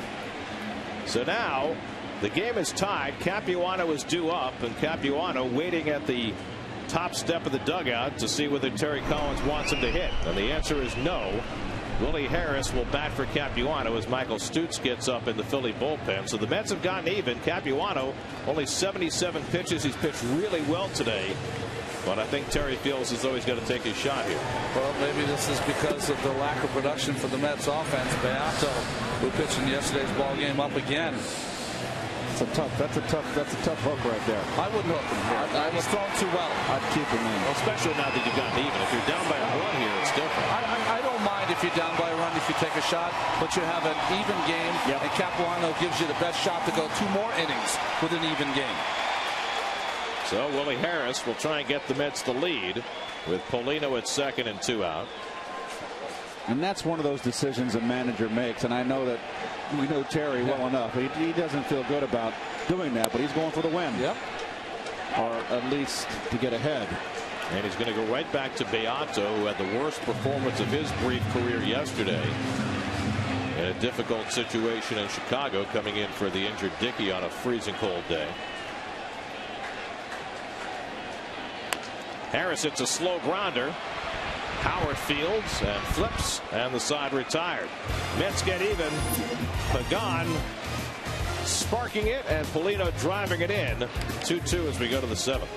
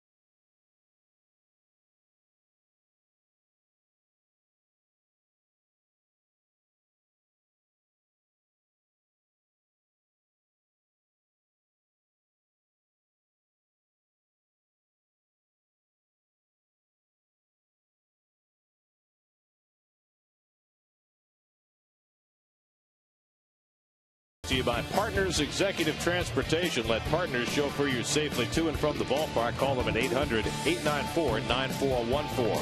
By freescore.com, 3 credit scores, 1 place. And by State Farm. Today's State Farm agent of the day is, guess what? Pat Cawley of Glendale, New York.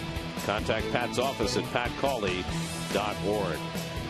Well, Terry Collins made the decision to have Willie Harris bat for Chris Capuano. It might hurt him on 2 fronts. Capuano out of the game, and Harris appeared to hurt himself running out of the box. There you can see him wince. So he was very gimpy going down to first base, went right down the tunnel toward the clubhouse. Meanwhile, Capuano done after leaving for the pinch hitter, and Pedro Beato will try and bounce back from his tough day in Chicago. Well, his first 18 2/3 innings, no earned runs. His last 2 innings, 5 earned runs. So it's been a little bit of a test here for Beato. In his defense, yesterday, cold conditions, had to come and warm up on the field, and a lot of young pitchers always kind of shut it down too early when they're warming up in those conditions. I mean, they're told that they're allowed to have as many warm-ups as they want, but you know, with everybody waiting for you and watching you, that's hard to do. And you got your teammates out on the field in that cold weather. Ibanez hits a slow ground ball. Reyes able to wait for it. Low throw, but Murphy scoops it out. 1 away. Well, I talked to Pedro today before the game, and he said he could never feel the ball. That he just, it was so cold, his fingers just didn't have any feeling at all as he tried to grip the baseball. You know, the guys today, as you see this replay, nice scoop by Murph. The guys today yesterday they had the sleeves on, but they use more of the sleeve today is that Under Armour sleeve. It's really, really light In our day, we had kind of those real thick cotton sleeves, and you used to be able to wet it, Gary. So in that cold weather, you'd always have some moisture on your fingers to help you with the curveball or changeup. Carlos Ruiz scored the first Philly run after walking in the third, then struck out in the fourth. So much tighter now. Well, he looks more like his old self today, popping that fastball. He came on in the third inning, got an out, but then walked a man, gave him a 2-run homer to Carlos Pena, and just could not put that inning to bed before he had given up 4 runs. And don't forget, you know, after that great start, you have an outing in Yankee Stadium for a New York kid. You have an outing at Wrigley Field. That was a good fastball, 2-2. It's going to be, whether you like it or not, it's going to be overwhelming at times. Yeah. But I think that you look at both those outings and you say, well, you know, the Yankee Stadium one, he threw a great pitch to A-Rod and he hit 45 feet. Tejada with another terrific play. And he throws out Ruiz. That's 2 of them today for Ruben Tejada. Well, nice play by Ruben. Again, we know about the glove. If this man can hit, he's going to have a long career. It's just the range, Keith and Gary, that he has. That these are balls off the bat. If you're a pitcher, you're like, shucks, that's going to be a base hit. And he comes up with his play. It lifts not only the pitcher, it lifts the whole team.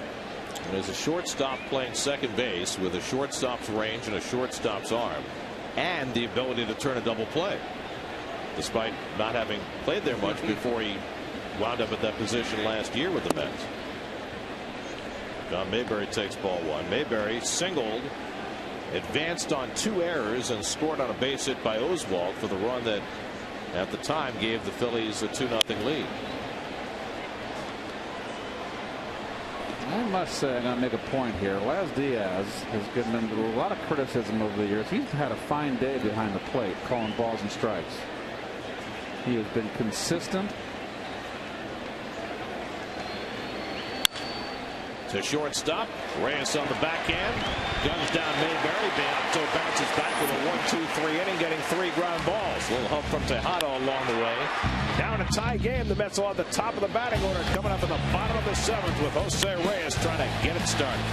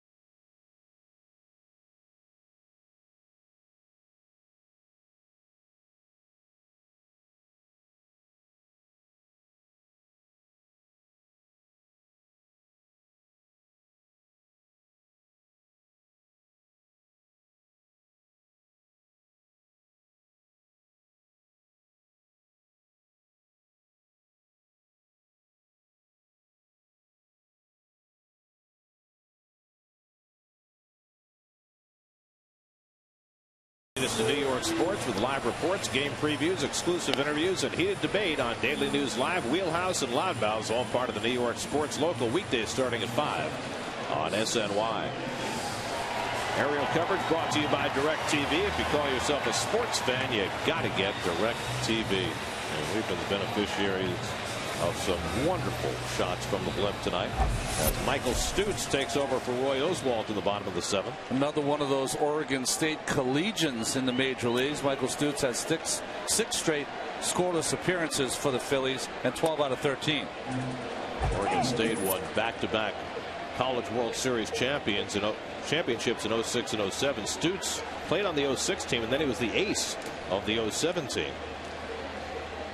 Played with former Mets prospect Eddie Coons, who was closing games for Oregon State. Probably had to play with, it was Darwin Barney that you guys saw this week. Reyes 0 for 3 today, and he lines one down the left field line. That's a fair ball bouncing into the corner. Reyes to second as Ibanez plays to Karam, and Jose Reyes has his 16th double of the year. Well, I always love Jose when he goes the other way, particularly from this side of the plate. And that is sweet hitting.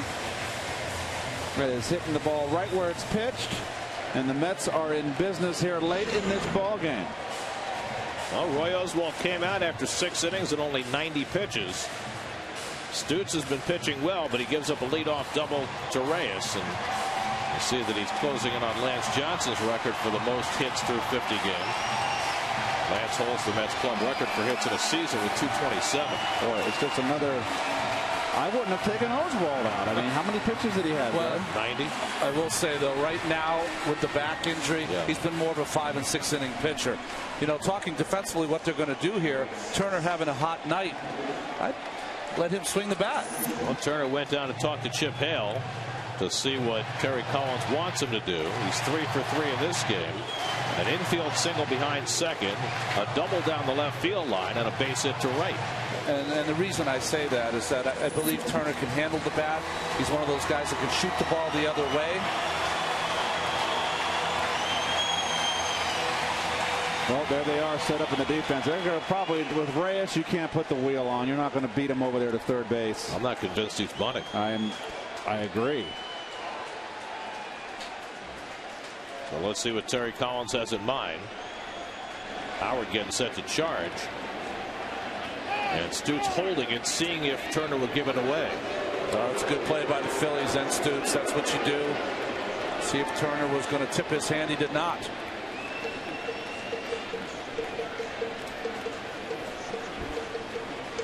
Usually managers like to give a good hot hitter first pitch, 1 strike. Oh, the second into center field. Reyes doesn't see it.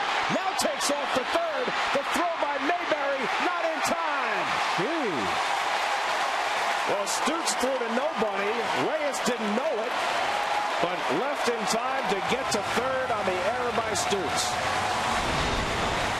Well, Stutz obviously thought there was a pickoff, and I've got to go with the veterans.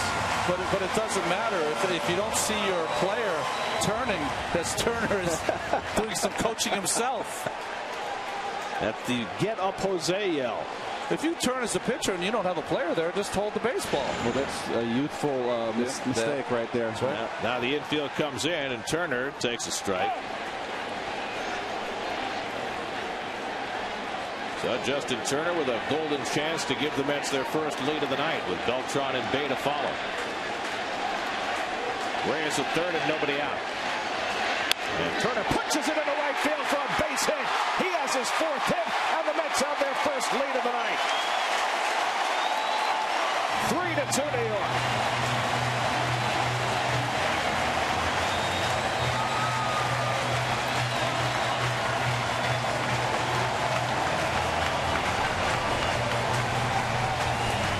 Doobie out for a conversation with Stutz.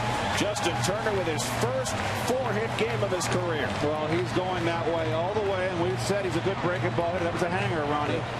But a hanger that you could pull. But there's a good approach there, and boy, Turner likes that 2-hole on. They got him out of that 6 spot in that lineup. What a concept, though. We talk about this all the time. In RBI situations, up the middle and the other way is a great approach.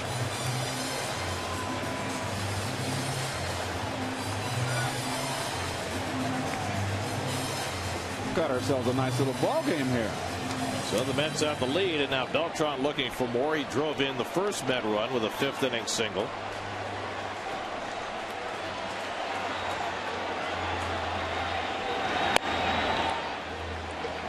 It's the 4th time this season that a Met has had 4 or more hits in a game. Polino, of course, had a 5-hit game against the Phillies. Reyes and Wright each have had a 4-hit game, and now Justin Turner, the first of his career.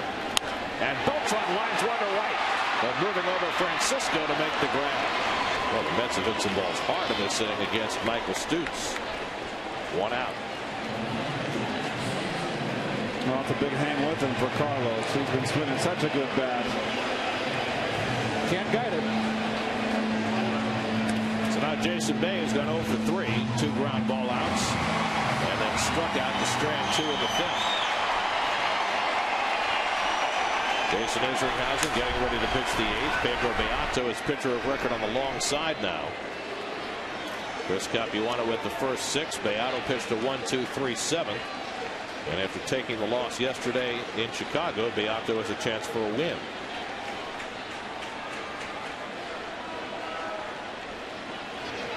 There goes Turner. The throw by Ruiz in time. Close play, but Utley got the tag down on Turner for the 2nd out. I like the effort there. It's a good time to steal. Nice try. Get in scoring position, you're ahead. I like it. It's a good throw. Strong throw by Ruiz. Close. Well, kind of a phantom tag, too, wasn't it? Did he run it up his arm? He got him. I think he got him just before he got to the bag. But a good time to steal. Good time to steal. Well, the Mets had stolen twice earlier in the game. Murphy and Pagan. But Turner's gunned down. Only thing he's done wrong tonight. Wow. And Bay takes in tight. Now it's 3-0 to Jason. Well, you got to turn him loose here, right? Yes. Give him a crack to do something good. Yes, at least give him the option. But he takes it inside for ball 4. And so the inning continues for Daniel Murphy. So Bay is aboard for the first time tonight. That's the first walk by Philly pitching. Oswald went 6 innings, allowed 2 runs, only 1 earned on 9 hits, no walks, 2 strikeouts. No decision for Oswald, as for Capuano. Murphy's 1 for 3, now has a 7-game hitting streak. Single to left in the 4th.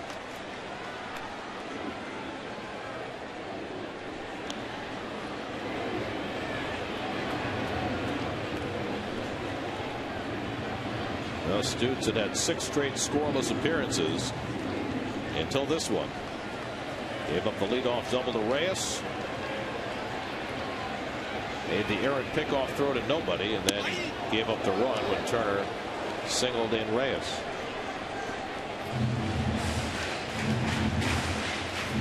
I like Stutz's arm. He's got those hard. Phillies just got Jose Contreras back from the disabled list. He's now their 8th inning guy. Out to left center. Overcomes Mayberry, and he cruises to get it. Side retired. But the Mets grab the lead in the bottom of the 7th inning. Jose Reyes plays catalyst, leading off the inning, taking one the other way for a 2-base hit. Moves up to 3rd on a throw to nobody. And Justin Turner with his 4th hit gets the run in to give the Mets a 3-2 lead as we head to the 8th at Citi Field.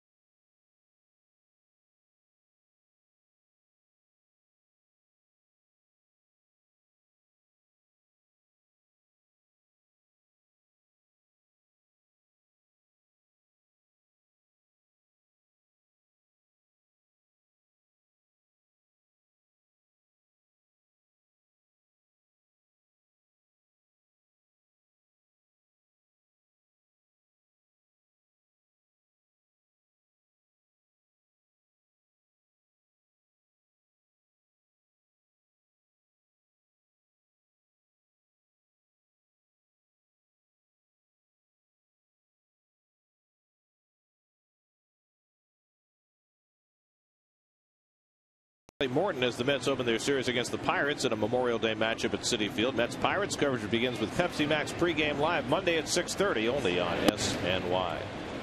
Jason Isringhausen on to pitch the 8th, and Dominic Brown pinch hitting for the Phillies. Well, Izzy gave up a home run in yesterday's game to Fukudome.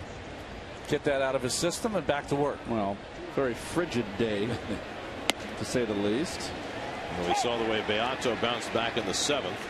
Is he trying to do the same here in the 8th, protecting a 1-run lead? Dominic Brown began the year on the disabled list after breaking the hook of the hamate bone in his hand, swinging at a pitch early in spring training. And was recently recalled and probably is going to get more and more playing time in right field, especially if Ben Francisco struggles.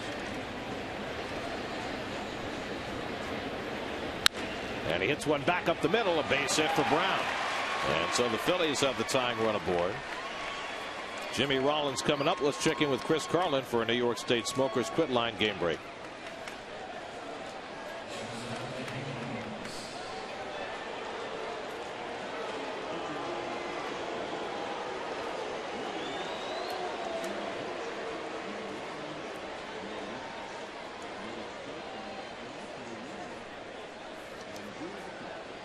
Brewers are the hottest team in the majors right now. They've won 13 of 16 to pull within 2.5 of the Cardinals in the Central.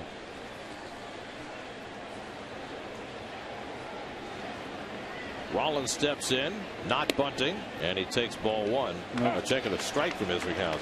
Now Kendrick up in the Phillies bullpen. The old adage in baseball is at home you play for the tie and on the road you play for the win.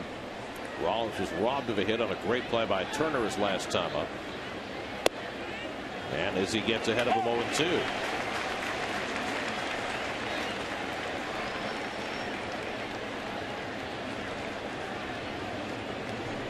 You know the only people who pay attention to holds? Relief pitchers. There goes Brown. The pitch high. Polino's throw into the runner. And Brown has a stolen base. So the Phillies pick up their second stolen base of the night. Boy, good pitch the throw, but didn't really get behind that baseball. A perfect throw wouldn't have got him. A lot of great jump, but this kid can fly. I like this young man. He's got some talent. So now the tying run in scoring position with nobody out. Tim Burdack up with an eye toward Ryan Howard, 3 batters away. Of course, you also have Utley on deck, a left-hand hitter. 1-2 to Rollins, and the curveball pulled over the bag. That's a fair ball. That'll tie up the ball game. Brown is in to score. Rollins racing for second, and he pulls in there with an RBI double, and we're back even at 3. Well, I am a stickler on late in the game, tying run, winning run, up at the plate or on the bases. You got to guard the lines. You cannot allow this to happen. And the Mets get burned here.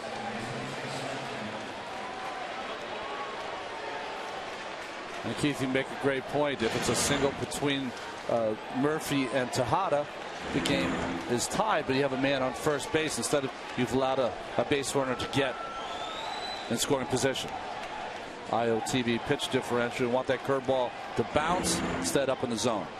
So now the go-ahead run at second with nobody out, and Utley the batter. Utley 0 for 2. And he takes a fastball for a strike. No, Utley, a professional enough hitter, you know that he's going to get something he's going to try to pull. If he cannot drive in the run, he's certainly going to advance the runner. Utley has 3 hits and 5 career at bats against Jason Isringhausen.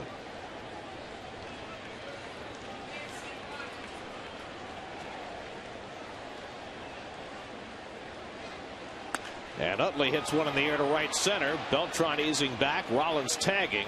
And he'll head over to third. So a productive out by Utley, and that moves the go-ahead run to third base with 1 out. So a huge hitter coming up in Polanco. In a strikeout situation, a guy who almost never strikes out.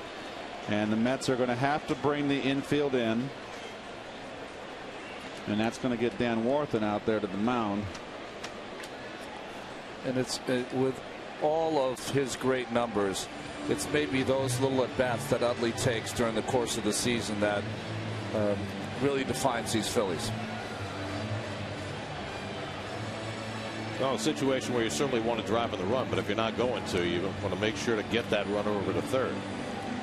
The first ball was away. He just spit on it, said, I'm not going to swing at that pitch, looking for something in. Got it. So now how do you pitch to Polanco here in this kind of situation? Boy. You know, it's almost impossible. You know you're not going to strike him out, so he did hit a pop-up earlier in the game. Might try to pop him up by throwing something in and hard. But you can pitch him away and try to get the infield to try to cover over there.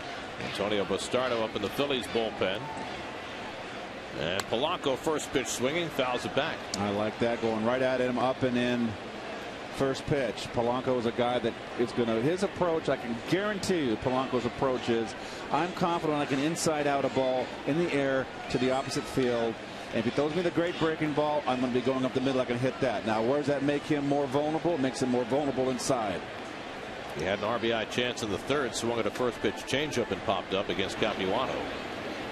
Up and in, and it's 1-1. Ball's mishandled by Paulino. Well, that was an intent to be a backup to the back-to-back fastballs in. Let's see if they're going to go 3 in a row. The leadoff walk to Dominic Brown. The leadoff base hit by Dominic Brown, who has come around to score the tying run. Rollins now at third. Another fastball in.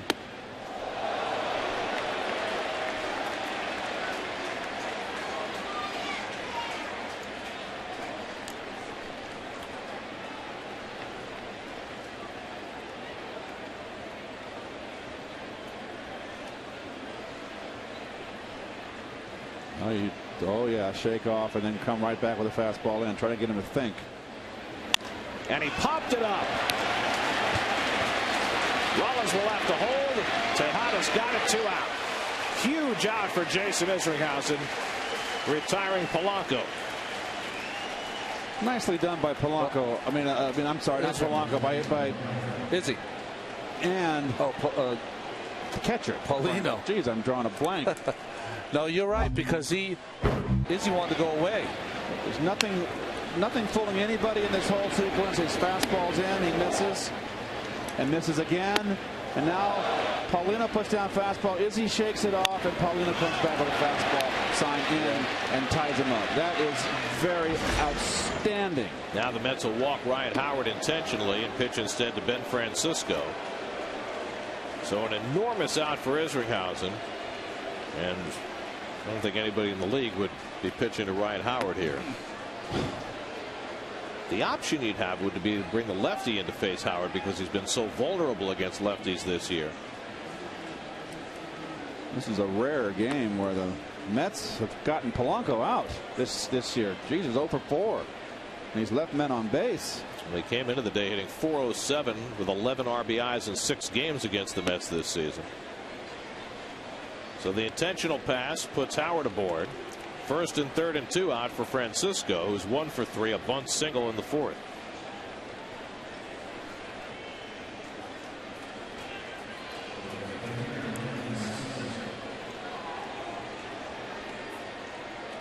Now, Keith, the difference here with Francisco, it's different than Polanco, is that Francisco likes the ball middle of the plate in. Yes. So it will not, I would, if he's going to throw him something in, it's going to be off the plate to show him. And then counter with that cutter.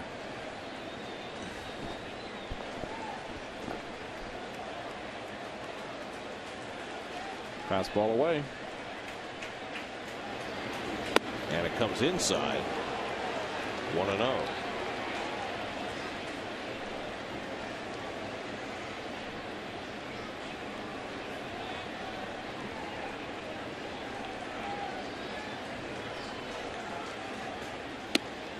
And that cutter on the outside corner, 1-1. Francisco with his bunt hit today, just 6 for his last 46. The 1-1 curve from Izzy, and that sits high, 2-1.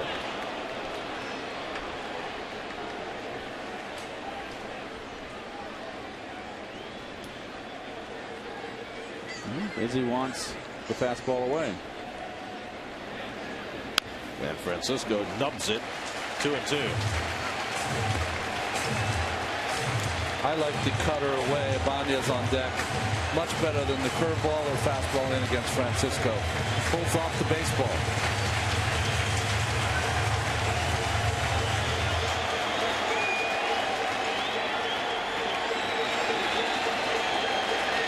So does Izzy. 2-2. Popped it up in foul ground. That'll come back out of play.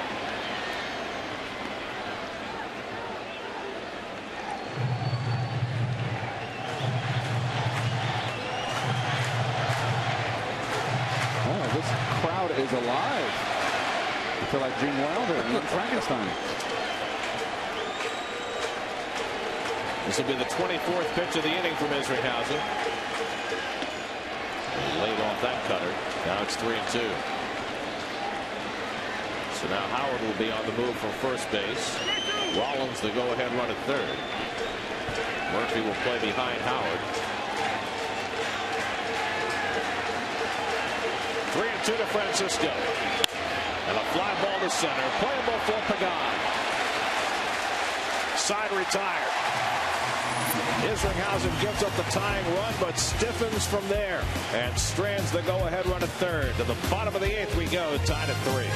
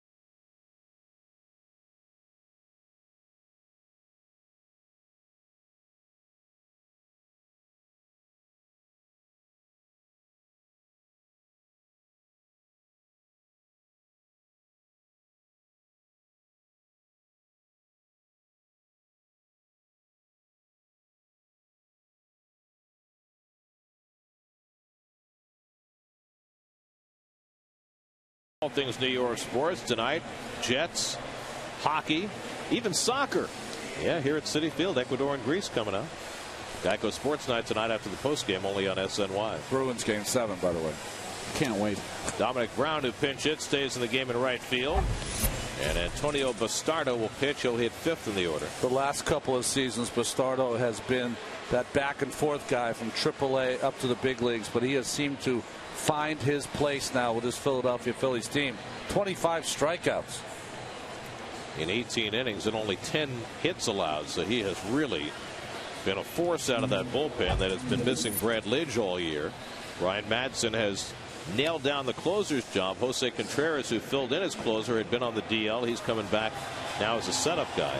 And this move right here by Charlie Manuel, because of Pagan before he was injured, his struggles from the right side of the plate. Just 1 for 19 as a right-hand batter. 2 for 3 tonight, batting left-handed. Both the hits go into left field. He's also stolen a base and scored a run. Jason Isringhausen giving up a run, but doing some yeoman work after that to keep the Phillies from taking the lead. Mets have 11 hits. The Phillies have 6. Each team with 2 errors. Tied at 3 in the 8th. And Pagan, first pitch swinging, fouls back the fastball from Bastardo. It'll be Pagan, then Paulino and Tejada due up for the Mets in the 8th.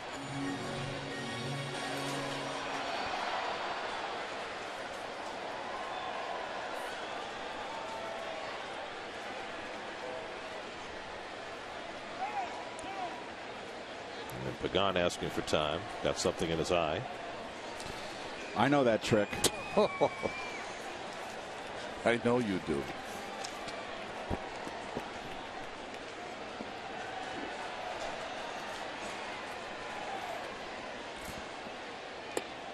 Do you happen to know what your batting average is on at bats where you quote unquote get something in your eye? No.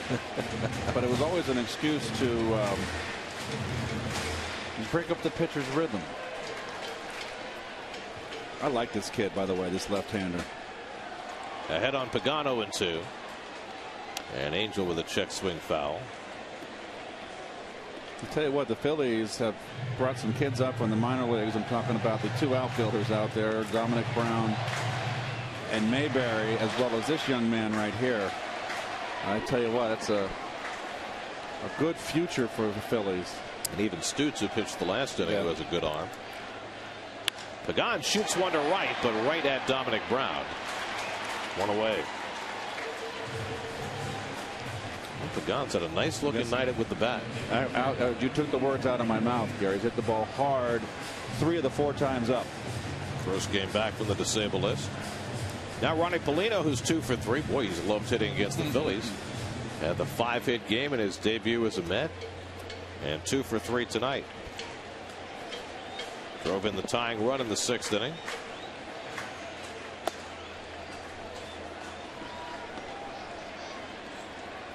He's due for a long ball too, isn't he? Always has owned left-handed pitchers in his career. He's yet to hit a home run as a Met. Hits this one out to center field. Mayberry going back. And he makes a nice reaching grab. I'll tell you what, I dropped a Gary Maddox on him earlier in the game. That's exactly who he looks like when he runs. As soon as the ball is off the bat, you just know it's going to be a double, and he just closes ranks as well as anyone you'll ever see. Speed kills, doesn't it? Mercedes-Benz Ultramo brought to you by your tri-state dealers on the web at searchmercedes.com. Well, he's filling in for a Gold Glover is Shane Victorino, and he's looking pretty Gold Glove-ish himself. Frankie Rodriguez up in the Mets bullpen.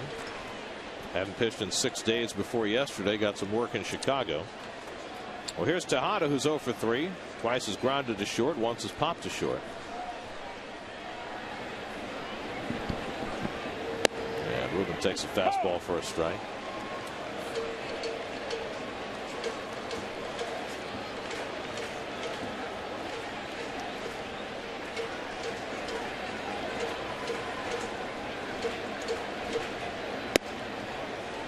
Good off-speed pitch by Bastardo, and it's 0-2.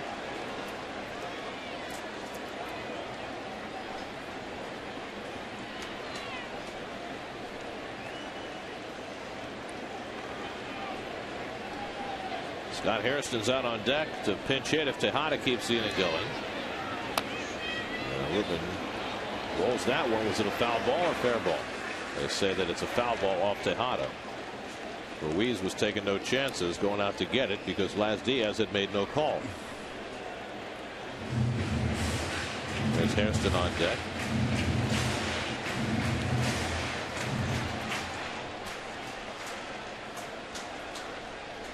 It's games like this, and I wish I was back in uniform, you know?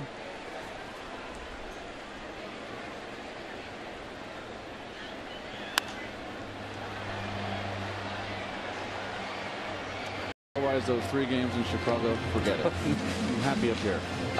Well, we gained, you and I, Keith, about 40 degrees today. Oh. And boy, was it welcome.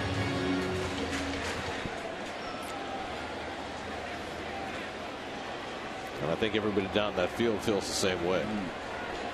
Can't be fun. Again, the 0-2. Right at the feet of Tejada, 1-2. Well, with any luck, we should be able to put away the cold weather gear until at least September.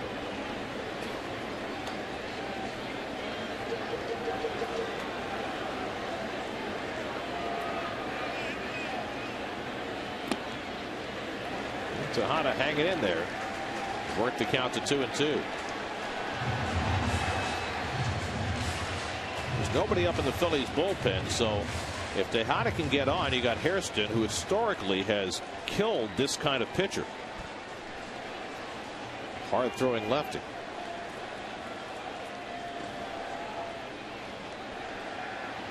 Two from Bastardo, and Tejada fouls another one.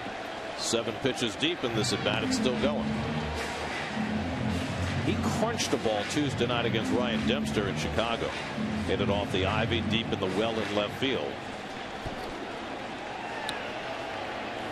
Well, the infielders there, Keith, are on the line. Well, yep, they're guarding the line and a little shade of the opposite field appropriately in the outfield. 8th pitch of the at bat, and Tejada takes ball 3. Now Bastardo got ahead of him quickly, but now Tejada has run the count full.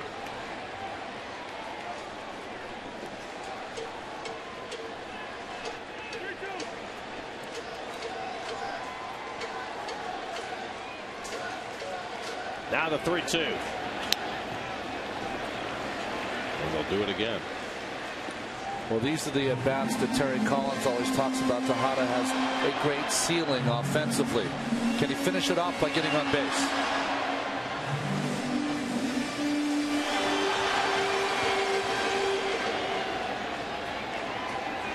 He's going to get a fastball. You're not going to get a free pass on a breaking ball or a change. Yeah.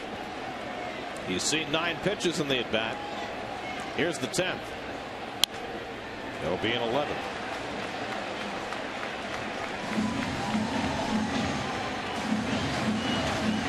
Very poised young man, isn't he, Ronnie? No, I think the Phillies pitchers lead the world in great body language. They really do. You don't know if they're giving up hits or shutout innings.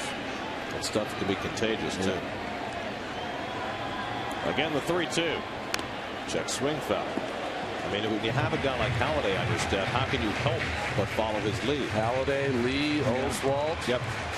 You know, I think Cole, of all the starters, probably the most kind of emotional out there, but still he uses that to his advantage. He's had quite a early part of this season. But his maturation has come miles. Yeah. He has really come a long way.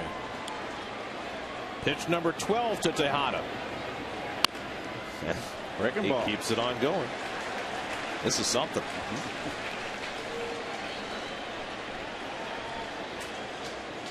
Stardo's starting to get a little impatient.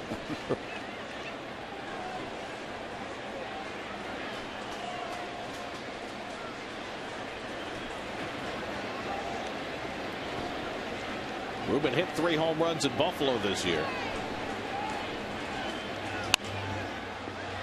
And he is getting his money's worth. This is great at bat. Wow.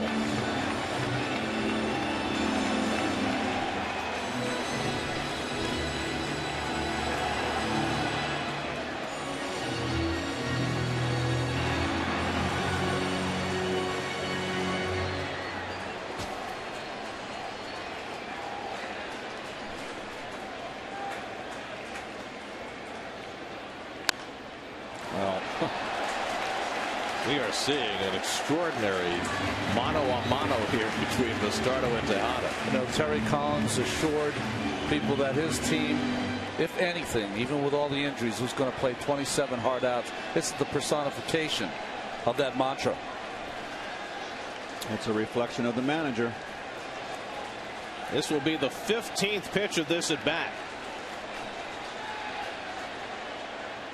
And Tejada fouls another one. He keeps throwing him fastballs and staying in it. And the crowd's starting to get in it now. I think you got to throw a fastball in here, Ronnie. Look at the crowd. They're excited. Now, this is the longest at bat for a Met I can remember in a long time. Alex Cora had a few long ones, but not like this. This is number 16 coming from Bastardo to Tejada. And he walked him. What a saga.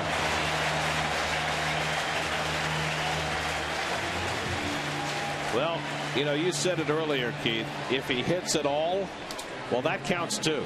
Yes, it does.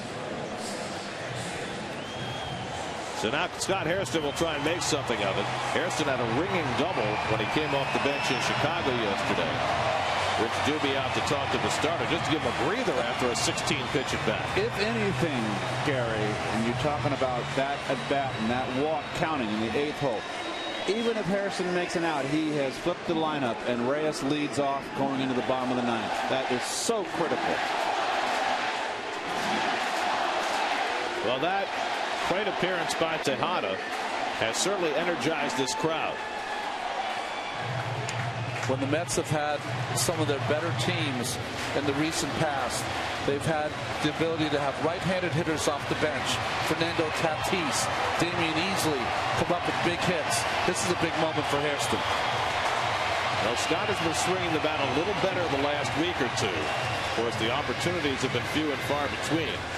But after early in the season seeming to sell out for the home run ball every time up, he's been a little more measured in his approach. Well, now you really have to guard the lines now. No doubles. And outfield playing very deep.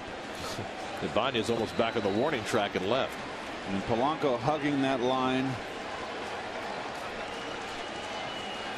So Tejada the go-ahead run at first with 2 out. And Hairston attacks the first pitch fastball, 0-1. I'd like to see Ruben get a little bigger lead over first base. Get a little tiny lead. Come on, get up. Get out there. Hairston's had just 2 at-bats against Bastardo, 0 for 2. And now he's behind 0-2. Well, this is where Tejada started in a 2-strike hole. Well, you got Harrison right here, who's a fastball hitter. It's a good matchup against Bastardo, who likes to throw that cheddar.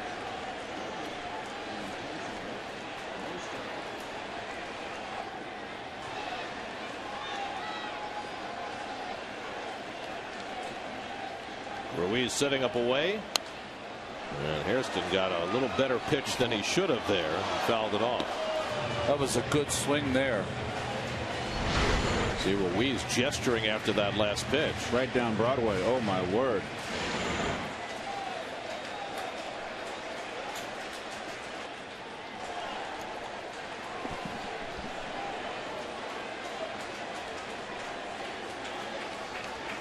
Bastardo's already thrown 25 pitches now in this inning. And he gets Hairston swinging to end it. So despite the Tejada epic, the Mets failed to score in the 8th. On to the 9th we go, tied at 3.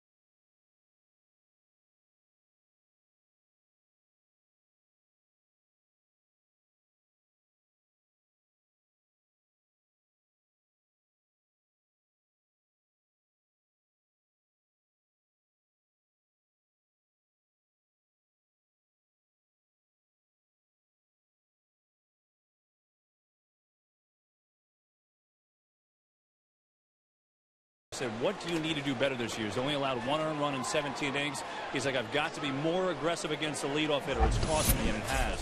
Leadoff guys, on-base percentage, they're on base 45% of the time. This is a big at-bat, guys. Ibanez takes the first pitch for a strike. Well, Frankie has changed the program this year, throwing a lot more two-seam fastballs, and that has really helped. With his 2 outs in yesterday's ball game, has stretched his scoreless streak to 19 2/3. Ibanez hits one off the end of the bat, and out to Pagan. 1 out. And I'm sorry, Gary. I just want to explain to a lot of fans out there. A two-seam fastball is Frankie is throwing more of a sinker now, where Frankie had more of a over-the-top straight fastball.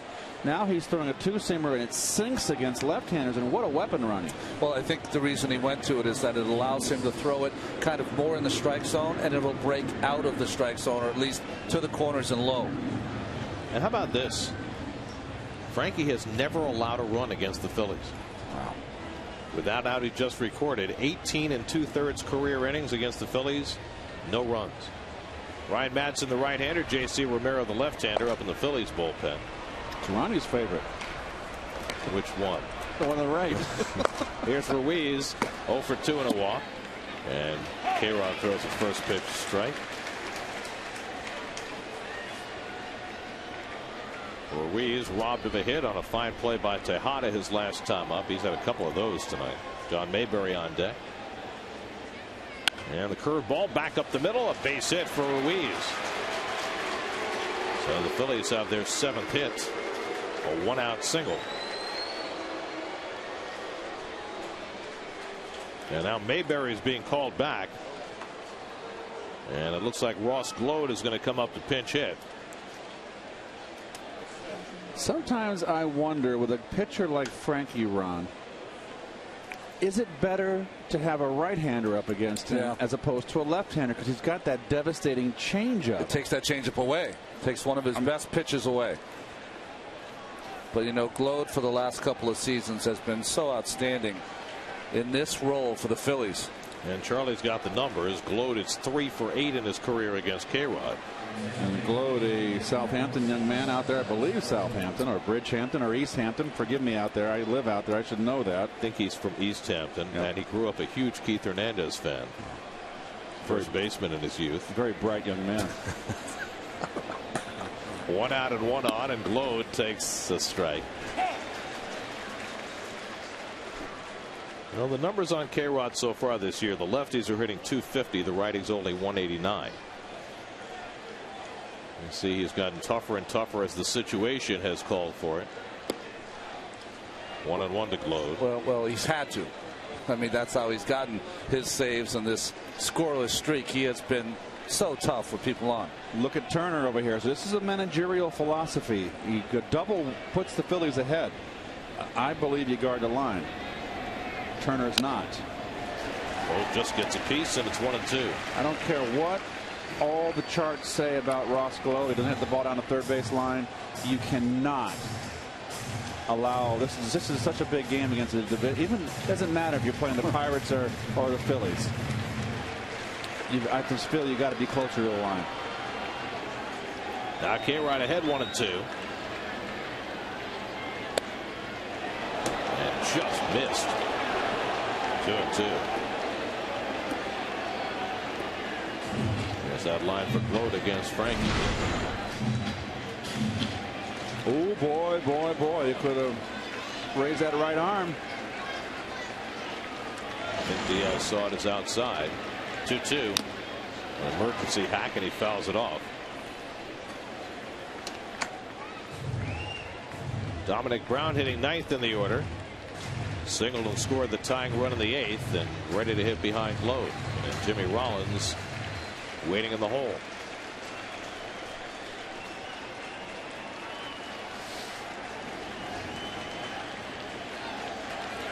Two. And Gload fouls it off. That's very defensive right now. I mean, as a left-hand hitter attacking Frankie, he would be a tough mark. He's got so many weapons, and he just throws through a brick wall. Got a great breaking ball, great changeup, and he throws hard. Again, the 2-2. Hit toward the hole. A base hit for Glode. Ruiz goes to second. He'll stop there. So Glode wins that battle. And now the go-ahead run is in scoring position with Dominic Brown coming up. Well, this is the problem you have, is that when you're throwing fastballs by a hitter, it almost takes away that changeup in that position if you throw for a strike because of that hole between first and second. Nice play by Carlos Beltran. Coming in charging hard, preventing Ruiz, who's not the most fleet of foot, but quick enough to get first to third. Carlos came in hard charging. Now we're going to get a runner for Glode. That'll be Michael Martinez, the Rule 5 guy who has played a variety of positions for the Phillies this year.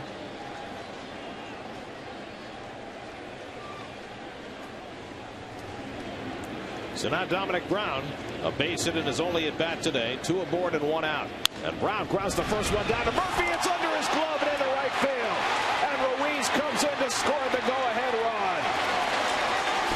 The ball came off the lip of the infield grass, flattened out, and went right under Murphy. It scored a base hit, and the Phillies lead 4-3.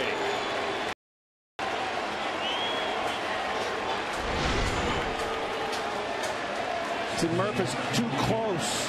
He's got to be played back. Runners on first and second. Play deeper. He's in nowhere's land. There's no reason for him to be. He's got to be 10 feet back. Play back. And then that hop becomes an easy hop. He got caught on the lip. You're right, Garrett. Great call on your part. But if he's playing back deeper, then he has an extra split second or two to adjust to the scoot and to get an out. So the Phillies regain the lead. They were up 2-0 in this game. Mets tied it, went ahead 3-2, but the Phillies with a run in the 8th and a run in the 9th to lead 4-3. Now Rollins has driven in 2 of the Philadelphia runs. And he takes ball 1. And that's a huge run on third base for the Phillies. And they ruled that a hit, Gary? They did. Oh, boy. Generous. Rollins singled in a run in the 3rd, doubled in a run in the 8th. Well, the Mets practice that play all the time, and Murphy likes to play that ball one-handed, likes to make the turn and try to turn to double play. Sometimes you have to be more prudent in those situations. 1 out doesn't kill you. Well, the problem is that if you make that play, the ball has to come up for you. If it stays down, you're dead. And the ball stayed down, and he was dead. Well, it's always better to have a left-handed first baseman because then you can have that natural throw to second base. A-Rod behind 2-0. And Rollins lofts one out to right. Not very deep, but Martinez has lots of speed at third. Beltran's got a good arm. Here comes Martinez. Here comes Beltran's throw. And Martinez is safe. Wow. Sacrifice fly for Rollins and a 2-run Philadelphia lead. Not the best throw by Beltran as it skipped in. And Martinez able to beat the tag by Polina. Well, you know what? You take a chance here. Carlos catches the ball on the left shoulder, has to bring it over to his right. Boy, Paulino almost got that foot in, but he just threw that left leg on top of the plate. Almost shades of Buster Posey right here. 3 hops as that ball came into the plate. So it's not a strong throw from Carlos, and I'm sure he's not happy with that. Carlos with a tremendous arm. So 2 runs are in for the Phillies now here in the 9th, and they lead 5-3. Utley the batter with Brown at first and 2 out. In the bottom of the 9th, the Mets will have the top of the order. Reyes, Turner, and Beltran coming up against presumably the Phillies closer Ryan Madson. Well, a back and forth ball game, but it's the Phillies with a run in the 8th and 2 in the 9th, who so far have had the last say. And Utley takes a strike. Utley tonight 0 for 3. Was hit by a pitch back in the 3rd. Just his 4th start coming off the disabled list. Frankie Rodriguez, who's been just superb, has finally shown he's human. Hit into right field, a base hit for Utley. Brown going first to third. The 4th hit of the inning. Utley's first hit of the night. And the Phillies now with runners at the corners. Hey, first games in a series are so important. And for the Phillies to come in here, and if they wind up victorious, and we've got a whole half inning, this is a big win. Tim Burdock gets up again. Well, Frankie Rodriguez had gone 19 2/3 consecutive scoreless innings, had not allowed a run since the 17th of April. He had never allowed a run against the Phillies in 18 1/3 innings in his career before tonight, but that has all changed. Now Polanco bounces one over the mound right near the bag. Tejada, the scoop, not in time, and a run comes home.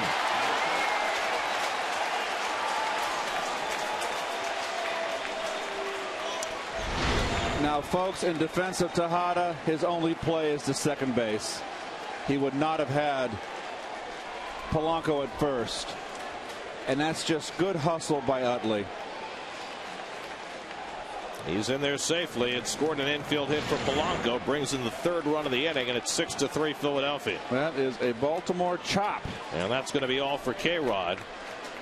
Terry Collins will save him for another day. Frankie, who had not allowed a run in 6 weeks, has given up 3 in the 9th. And he will exit, and Tim Burdock will come in to face Ryan Howard. The call to the bullpen brought to you by Lincoln. Phillies have scored 3 in the 9th. We'll be right back.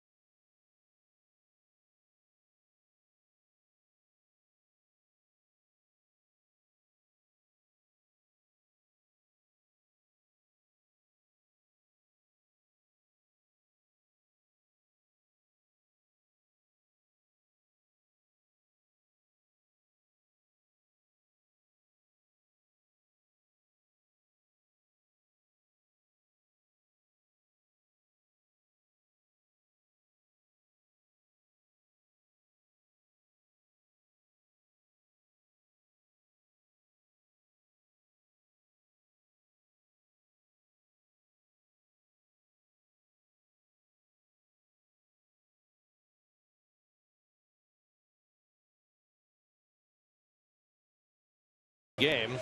Chris Carlin and Bobby Ojeda will have all the highlights, all the interviews, all the analysis. Terry Collins post-game press conference. Lincoln post-game live right after the game on SNY. Tim Burdock will try and get the final out here in the top of the 9th. Well, strange outing in Chicago for Burdock. Gave up a run on a couple of hits, but had 4 punch-outs. Comes in to face Ryan Howard. Burdock's had a lot of success against Howard, who is 2 for 13 against him. Howard, the 8th man up in the inning. The Phillies have scored 3 times to go up 6-3. He's 0 for 3 and a walk tonight. And he takes the first pitch slider for a strike. Ryan Madsen getting ready for the save opportunity against the top of the Mets order in the bottom of the 9th. And I must say, I heard a few boos when Frankie left the game, and you cannot. How can you boo Frankie Rodriguez, who has just been outstanding all year? I mean, you just had Gary mentioned the consecutive streak of no runs. He has been spot on, and he just, one of the nights the Phillies got him.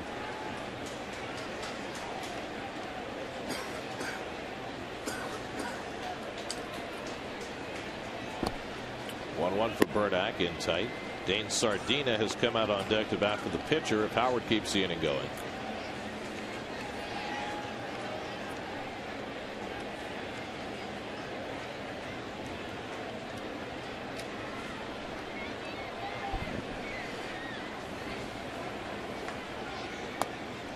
Howard takes that slider off the plate. 3-1.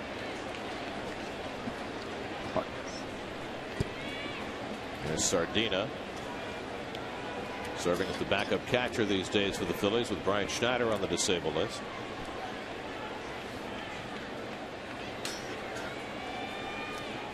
(3-1) to Howard, and another slider. 3-2.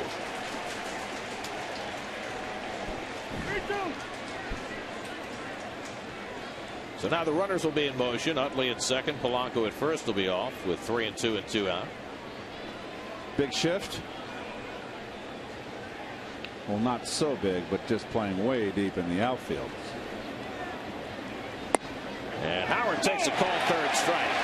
Burnett got looking at a slider, and the inning is over. But the Phillies post 3 runs in the ninth. Menzel on the top of the order against Madsen, trying to respond in the bottom.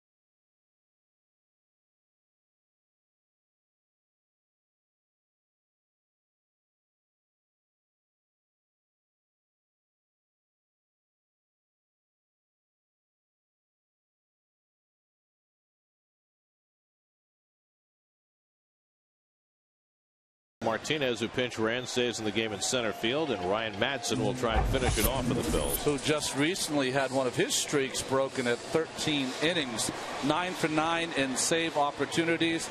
And this is after his manager at one point, Keith, said, what? I don't know if Ryan Madsen is ready to take on the closer role. We've tried it before. It did not work. This time he seems to have taken to it just fine. Hey, nothing like a little prodding. Jose Reyes 1 for 4 tonight. He's doubled. He's scored 2 runs. Trying to get it started in the last of the ninth. And he takes the first pitch in at the knees for a strike. 0-1. Antonio Bastardo pitched a hitless 8th inning. He's now pitcher of record on the long side for the Phillies.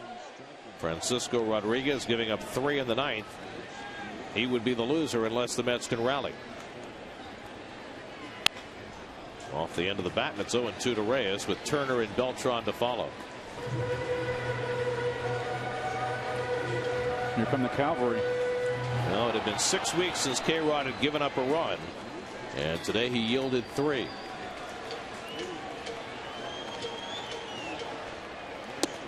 Off the plate to Reyes, and it's 1-2. But the subtleties of the game will get you, won't they? Yeah. You got a couple of runners on and 1 out. Ground ball down to first, and Murphy playing the ball off to the side, trying to make a spin move. The ball flattens out, goes under his glove, and the Phillies thus grab the lead. And all it goes into the books as is a base hit.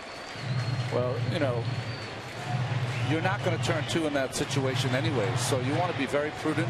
Make sure you get in front of that baseball and get yourself an out at second base. Well, let's not forget we got the Mets got the Mets got burned by not guarding the line. Slow ground ball. No chance for Polanco. And Reyes has a base hit. Another multiple hit game for Reyes, his 4th in a row and his 24th of the year, and that gets the Mets started in the ninth.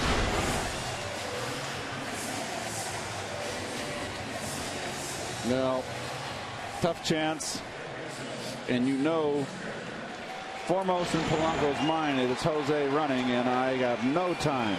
I've got to get it there quickly. So the Mets need one more base runner to get the tying run to the plate here in the ninth. And Justin Turner, who has his first career 4-hit game tonight, looking to make it 5. 3 singles and a double. He's driven in a run. And taking all the way, a fastball for a strike. Seems he gets 2 hits every day, doesn't it? That's almost half the games the Mets have played.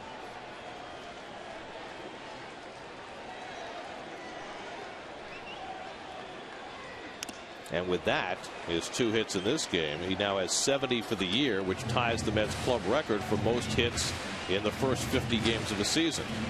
Tied with Lance Johnson, who did it back in '96. Now Madsen with a 2-strike advantage on Turner.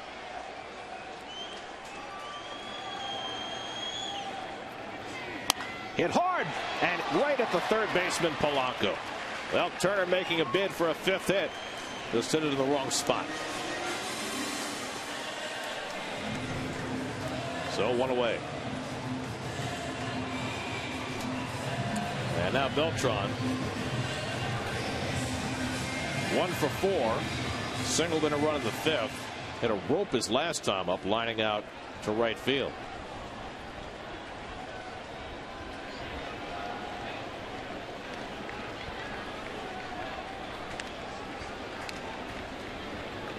I don't think any of us will ever forget the home run Beltran hit against Madsen.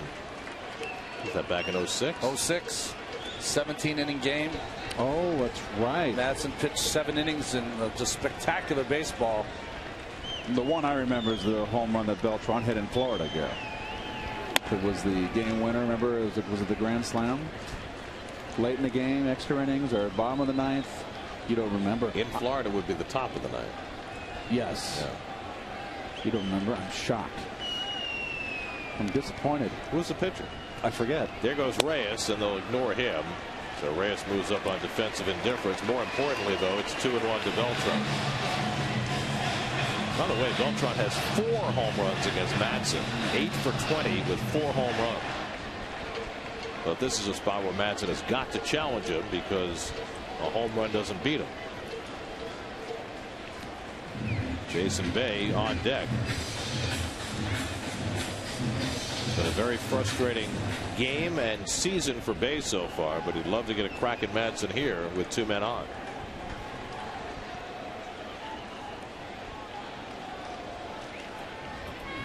And now it's 3-1. Well, Madsen's angry with himself, but he's put himself in a spot now, Ronnie. Well, hey, you can't mess around. Here's a fastball, hit it. I got 8 gloves out there. He gets a 2-run home run. He can't beat me. Especially in this ballpark.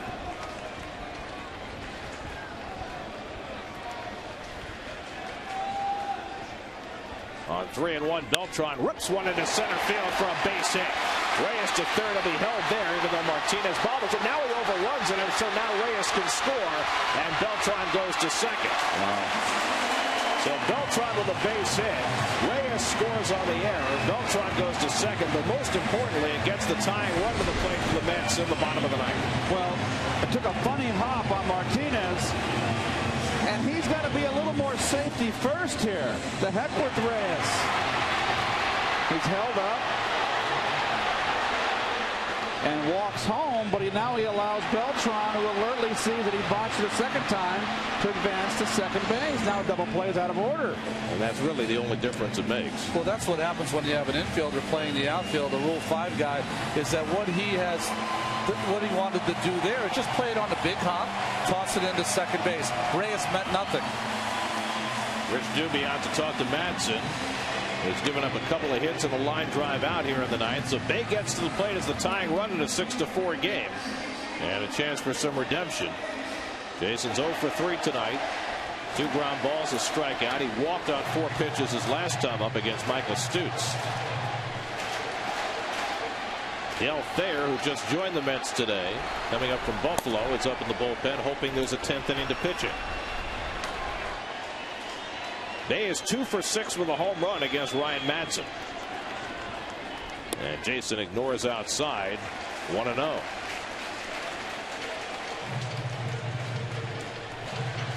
It's been some ball game. Back and forth. Once we're down 2-0, up 3-2. Now down 6-4. Hit hard. Base hit. Beltran to third. He'll stop there. So Jason Bay with his first hit of the night. And now the Mets have the tying runs on base with 1 out and Murphy coming up.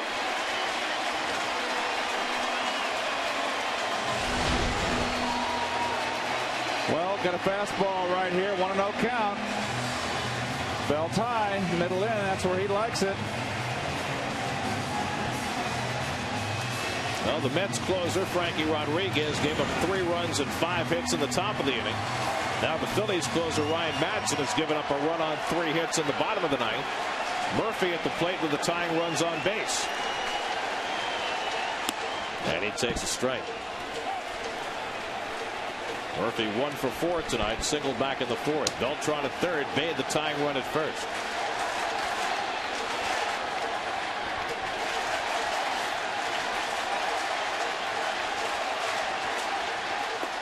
In the dirt, and Ruiz stops it 1-1.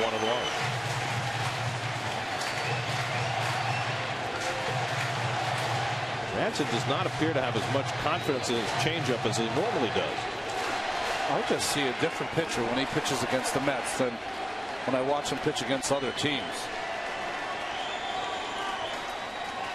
1-1 to Murphy. Past the mound, Utley at the bag, flips to Rollins on to first, and the ball game is over. 4-6-3 double play ends it.